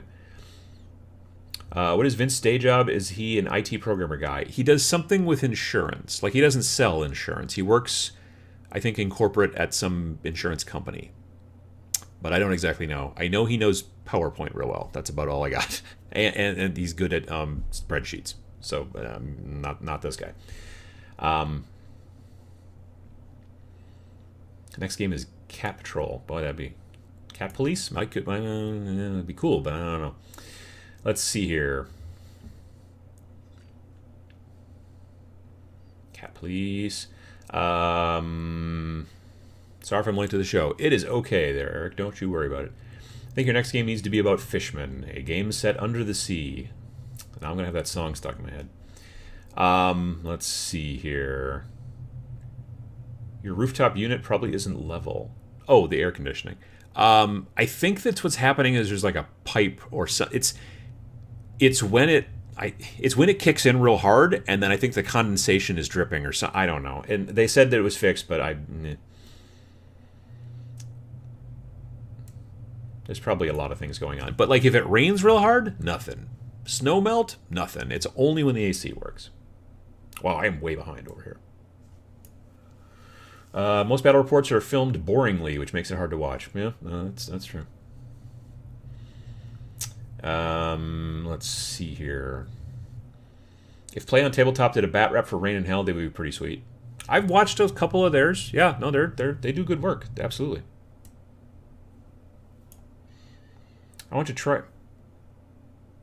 Oh, that's what that. I was just like, I've been hearing this weird noise that's like vibrating in the house, and I just realized my wife is using the sewing machine, and that's the zzz as she's pushing it through because it's just But I've been like, is there what's going on? Anyway, yeah, I just put it together.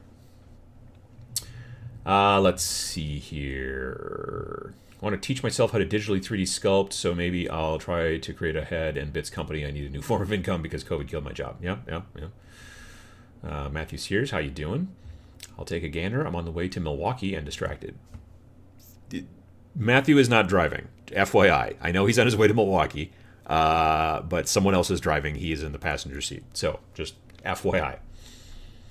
I think battle reports live and die on personality. Most channels that do them fail really badly on that front. Casanova Funkenstein. Nice. Yeah, I mean, I got to be honest. Like, one of the reasons I like the few battle reports that I really like from Tabletop Tactics is because I like those guys. Like, they're funny. So that does help. One day we'll see Uncle Adam's rank and flank game. Oh, that'll be no good. It'll be both amazing and terrifying, and none of us will be ready. Yeah, I won't be ready. That'll be no good. I had a question about the Empty Cabal. Was it intentional to have both the leader and the devout special ability be named one with nothing, but the effects being different? That may be a Vince question, but I feel like yes. Because like they would all be one with nothing, maybe. Let me see here. So if I'm gonna go to the Madness Demon, no, Void Demon. Special ability is one with nothing there, and when you go to one with nothing in the philosophy, you go to the philosophies for the edges. Leader bonus is also one with nothing. Yeah, I don't know the answer to that, but if I had to guess, I would say maybe yes, or it could be an error. That's also a possibility. But you're right; they are different, though.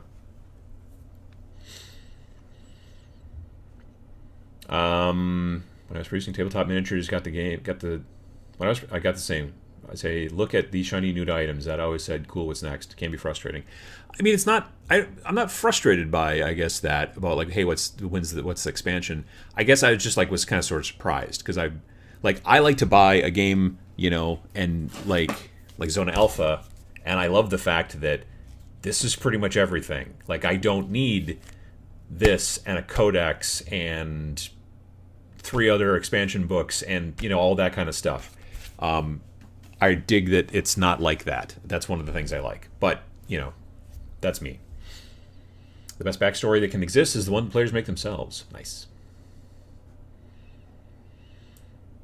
Is this a romantic comedy game of demons singing in the rain? Am I the first million to make that joke? I don't know that anyone else has said quite anything like that. I mean, the rain thing, yes, that's come up, certainly. Roadside Picnic was the inspiration for the Stalker games. Yes, for Stalker, the video games, the Stalker movie. To some degree, Metro games, video games. I've played a bit of Metro Exodus, but I've not finished it. And then, yes, he says basically in Zone Alpha, I believe that he mentions that's the same kind of thing. The Strugatsky brothers. That sounds right. And your username is in Cyrillic, so I'm going to take your word for it. So probably so, yeah. Game dev here. Generally new to wargaming, but I'm making my own skirmish game in an anime high school theme. Any advice? I don't know where you get models for that. That's the only issue. The one thing, if you're going to be making a game, like if you're going to like, then also pay some sculptors to make a bunch of models and sell it and do all that stuff, that's a way to go. But for us, when we're looking at a game and it is something that's going to be model agnostic, you have to think about like, well, okay, cool.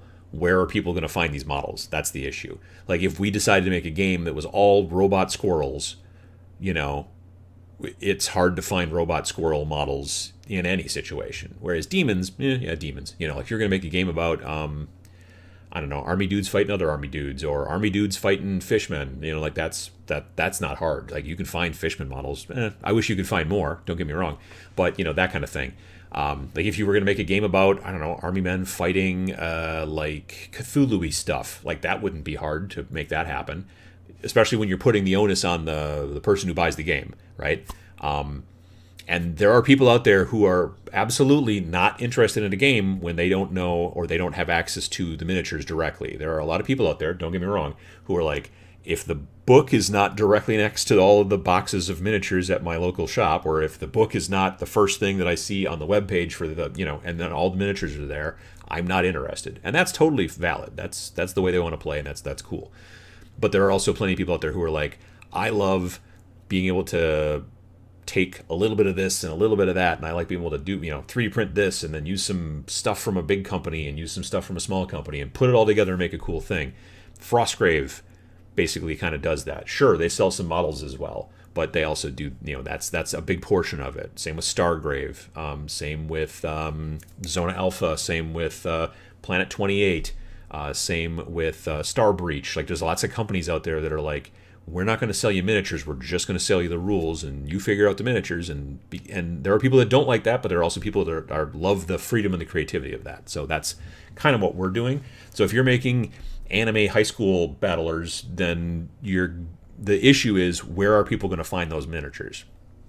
Now, if you're planning, again, like I said, on paying somebody to 3D sculpt all the miniatures and then you're going to sell them either as STLs or as a print, you know, whatever, or do a Kickstarter, all that stuff, you have to kind of take into consideration.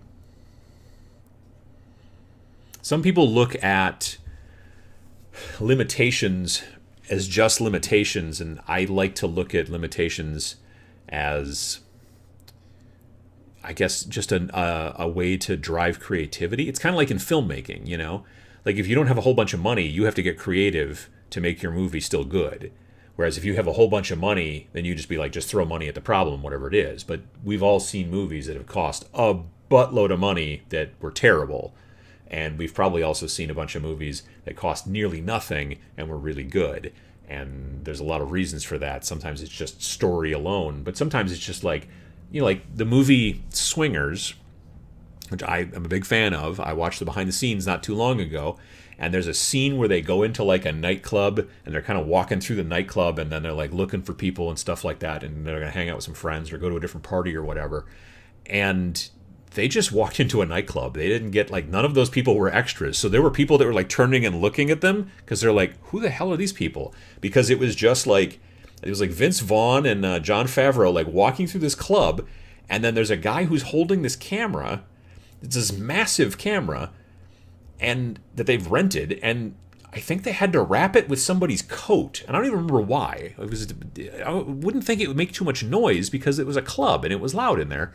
But everyone's like, you could see if you watch, knowing this now, if you go back and watch Swingers, like when they're walking through the club, there are people that are turning and looking and going like this because they see this camera coming towards them, and they have no idea that they're on, you know. So sometimes you have to make those kind of creative choices because those are the creative choices you end up making. But it makes it look more real or whatever the deal might be. So one of the benefits to, you know, we could have made this game about all kinds of different things, but we went with demons because we knew the demons were kind of cool, and we kind of drive the visual look of it, but also it's not particularly hard to find demons or turn other things into demons in the modeling aspect. That was a long answer. Do you recommend requirements? Oh, shoot. Stupid. I don't know why neither Twitch nor YouTube can get their get their chat to work properly. What made you decide to do photography in the book versus drawing illustrations? Partially it was money. We knew that we could get... Initially, the most of the like the cover illustration, we already knew we were going to pay somebody for that, and we were glad to do it. They did great work. But the inside illustrations, initially, I was like, well, I can find a lot of like old timey woodcuts that don't have copyright anymore because they're from 700 years ago, and I could use a lot of woodcuts because that's another thing too. There's a lot of woodcuts out there about demons. Not so much woodcuts out there about robots. Not so much woodcuts out there about a lot of different things. But like demons, skeletons, they show up in woodcuts and old timey illustrations that are out of copyright a lot. So that was also a design decision on which way we wanted to go with the subject, the story, whatever. The reason we went with the photography was because we came across Artist Empire's stuff. And when I started to see them posting on like Twitter and some YouTube and whatnot, and he does some commissions, I reached out and I was like, look, we've got this project. I'd like to work with you because I really like the stuff that I see you doing on your website and on YouTube and whatnot and Twitter. What do we need to do to make it easiest for you and all that kind of stuff? So we got that going. And he was also quite speedy as well, so that was also super helpful too. So yeah, and we just liked it,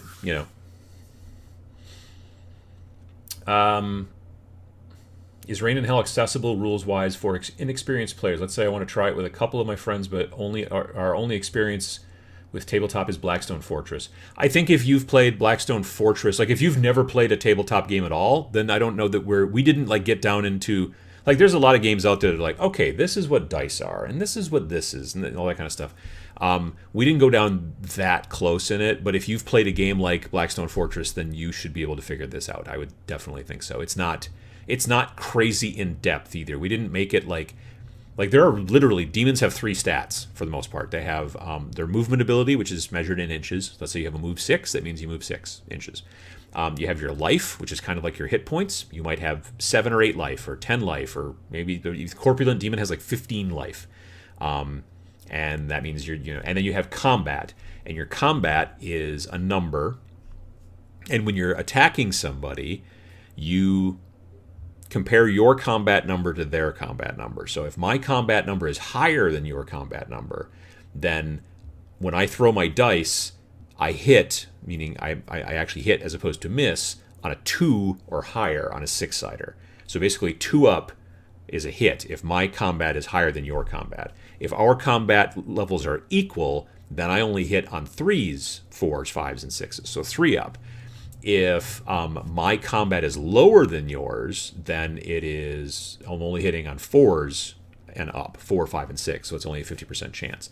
Now that seems like a lot of times GW does it where like when we're equal, we're at 4, and when I'm under you and I'm attacking, I'm at 5 to hit, and if I'm higher than you, I'm attacking at 3. Well, we shifted it to 2, 3, and 4 because we want this to be very brutal. We want people who swing at each other to hit each other a lot. That's the whole idea. Now defense, on the other hand, now, the way it works is like, again, let's say I had a combat of 6 and you have a combat of 5. When I attack, I roll 6 dice, and every one that's a 2 or higher is a success. It's a hit. So then I'm like, okay, cool. I rolled 6 dice. Let's say I was unlucky and got 2 1s. So those are both misses, but I got 4 hits. Now, you are combat 5, so I was higher than you are. When you're defending your combat number, you only defend on 6s. So success in defense is only on a 6. There are some special abilities that can make it 5 and 6, but for the most part, standard across the board, it's 6. So I have a combat skill of 5. I roll 5 dice, and I'm looking for 6s. Let's say I roll real lucky on 5 dice, and I get 2 6s in there, right? So now I've got 2 6s that are defending against your 4 dice that did get through, so that means I take 2 damage to my health. So like that's combat. And so when I attack you, you defend. Boom. And then you take damage or whatever. And it's a very simple concept that way, but it's not about it is about the fighting, obviously, but we're trying to make it so that, again, you can play a game in about 45 minutes. If you're just going to sit down and play a one-time game, which is fine. But the idea is that this is designed to be a campaign game. So you play these kind of short games. You come over to your friend's house, you might play 2-3 games in an evening. And then that's, you just kind of keep going that way. So that's kind of the deal. We tried to make it pretty simple. There's a lot of other games out there that have all kinds of other stats involved, toughness and strength and morale. We're not doing any really morale in this game. If you've lost half of your cabal, you can choose to decide to take off and not take more damage, because again, you're playing a campaign game and you don't want everybody to die all the time, because there's things that happen to miniatures that die. They don't really die. They can come back again, because demons are sort of immortal, so they get killed on the battlefield, but they get better, and so in between each game you roll dice to find out what you're doing and all that kind of stuff. So yeah, it's pretty cool.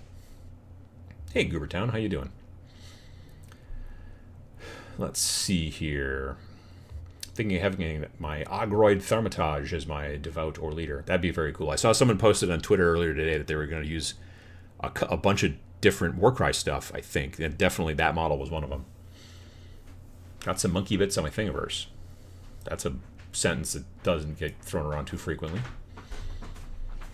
I found the rules refreshing with a streamlined system that makes sense and could be applied to many different genres. Well, thank you, Eric. I appreciate it. Some of the abominations in Zombicide could be used as demons. Absolutely. Absolutely. Adam's like 40 minutes behind in the chat. Yeah, there's a lot of questions. I apologize. Let's see here. When he said John's garage, I looked up confused, sitting in my garage thinking, how did he know? No, John is actually Sam's brother. We used to play, when I first started getting into 40K in 5th edition, and we would play in John's garage. Would a gas station be weird in hell? Well, I mean, that's a different kind of hell in the Constantine movies. That's a good point. It was pretty hard to bite my tongue about this game after Adam told Eni and I about it. Get that guy 2 Coke Zeros and a bourbon. Yeah, no, Matt's known about it for a while, absolutely. The science. Resin is exothermic, and the heat generated during curing speeds up the process of curing. Smaller sections can't heat up in the same way as large ones, so they need heating. So there you go. See? Science. How many pages in the book? It's like 64 pages. Oh, well, someone answered that a long time ago. Let's see here. It'd be fun to play a paladin left behind in some kind of horde mode, solo mode engaged. I could see something like that. That'd be cool. Hey, Adam, have you tried making a fantasy version of yourself in Hero Forge yet? No, I've messed around with Hero Forge, but I've never tried to make a Hero Forge version of myself. It's not a bad idea. Huh, actually, yeah. It's not a bad idea at all.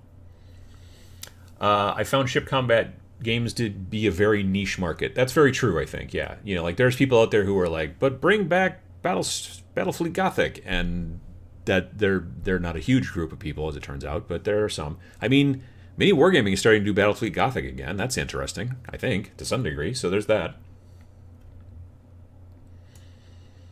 If Adam did a cat police game, it would need to have a mechanic for 50 points during an RV, 50-point turning in an RV in a tight alley. That would be, yeah. If the filters aren't clean, need replaced. See, they said that they did that. Again, it's not my building. I'm not the landlord, but I've been like, hey, if I use the air conditioner for like more than half an hour, drip, drip, drip, it sucks. So yeah. Hopefully, I don't know. I honestly don't think it'll happen. I don't think it'll get fixed this year, or I don't think it did get fixed. Again, thankfully, it's not like a leaky roof issue, because like there's been plenty of days when it's rained like hell. There's plenty of like melts in the snow, and there's never been an issue there. It's just something with the air conditioning, which in the grand scheme of things, I can turn the air conditioning off, but that's you'll see me doing some videos where I look very moist, and that's because it sometimes can get real hot up there if there's no air conditioning. So yeah. Let's see here. Where else am I looking through? If you listen to Adam over the years, you know exactly what will not be coming out. Well, that's probably true. Missed the beginning. I'm sure there's been asked still. Is this the best rule set for Reign in Hell ever? I mean, maybe. Kingdom Death High minis actually would work with an anime high school. They're expensive though. Oh, I watched Genuine Vision, I think, paint one of those, and maybe Eni. I might have watched both of them paint some of those. Will Reign in Hell work in 15mm? I mean, it would take some work to kind of figure out. We didn't do any of the math. I don't know how you would change the everything. I mean, it's a big scale change, so we didn't kind of go down that road. But I mean, if you figured it out, then it would be figured out. That's the best answer I got. Like, yeah, we didn't think about that. I don't even know where you would get 15mm demon models from. I've never, well, I was going to say I've never played a 15 millimeter scale, but that's not true. Flames of War is close. I think Flames of War is just a scotch bigger than 15 millimeter. For some reason, I think it's 20 millimeter, but I could be completely wrong. Let's see here. The anime stuff, super chibi. Random Hell is my first minis agnostic game. Bought it because you wrote it. Planning on using monsters from Cthulhu. Death May Die. Nice. Hellboy. Oh, yeah, that would work out well. And Evil Dead board games. Looking forward to the slaughter. Yeah, no, absolutely. Those would all be good. Yeah, I could see that. I've got the Hellboy board game. Yeah, that'd be good. There's some pretty decent stuff in there that you could use. Even some weird fish people. Well, frog people, really, more than anything. And no flesh wounds. Yep, no flesh wounds. That being said, you lose knobs and dials that you can tweak. To some degree, yes. If you're referring to like this, the game being a little bit more simple. And I think that next game might have a little bit more, I don't want to say crunch to it, maybe a little bit more granularity where we might add in a little bit more here and there, but we wanted to kind of make this one like, what miniatures were used in the trailer and the rulebook? Mostly all 3D printed stuff for the most part. We're going to do a blog post on the website about what those models are, but if you just go to myminifactory.com and you just probably type in demons up into the little search bar, you'll eventually probably find, if not the ones that well, that's where I got them from, so they're there. I just don't have off the top of my head the names of all of them. But you'll also find a bunch of other stuff that you might actually like better. There's a ton of demon models out there, especially on My Mini Factory. Companies like Bastarium, companies like Archvillain, companies like Lord of the Prince. There's just a bunch of really, really cool stuff out there. Ben says, just want to say thank you to you and Vince for Rain and Hell. Really excited to get some games going at my FLGS. I'm just excited to be able to play at FLGSs again, honestly. So, all right, well, again, I'm way, way, way, way behind, but I apologize, or I don't say apologize. I appreciate is the word I'm looking for. I apologize for being behind, but I appreciate you folks coming and chatting today. That's been very nice. And yeah, we're going to probably do some more, I don't know, maybe we'll do another like just random kind of live stream, me and Vince, and kind of answer more questions and stuff like that, or whatever, or we'll figure something else out there. But yeah, again, if you're interested, raininhellgame.com, which I really should have figured out a way to put on the screen. I was kind of behind this morning. But yeah, definitely check that out, or just go to snarlingbadger.com if the other one's hard to remember, or go to the video on Friday, and there's a link there that actually works now. So that didn't work initially right at launch, so that was a problem, and I was asleep, so I didn't know it. But thanks to everybody who bought a copy of the game. I appreciate that very much, and if you're interested, again, we're going to be posting some more videos about it, but also if you go to Friday's video, the pinned video at the top has got a thing from 2 Plus Tough that's like an in-depth kind of thing that's overview of the game, 35 minutes I think long, and also Ash from Guerrilla Miniature Games just recently went through the book as well. So definitely take a look, and I want to thank everybody again, and have a good rest of your weekend. I've got a birthday party to go to, which will be weird. One of the first birthday parties I've gone to, kind of vaguely, sort of, kind of post-COVID. So we'll see how that goes. But anyway, we'll see you again in 2 weeks. And if you're interested, I'll be painting a big old devout demon that I'm working on Twitch tomorrow night. That's not the right button. That's the right button. 7 p.m. Central Time, Monday night, I'll be painting. Even though it's a holiday, I'm still there, painting away on my dude. So anyway, again, thank you very much. And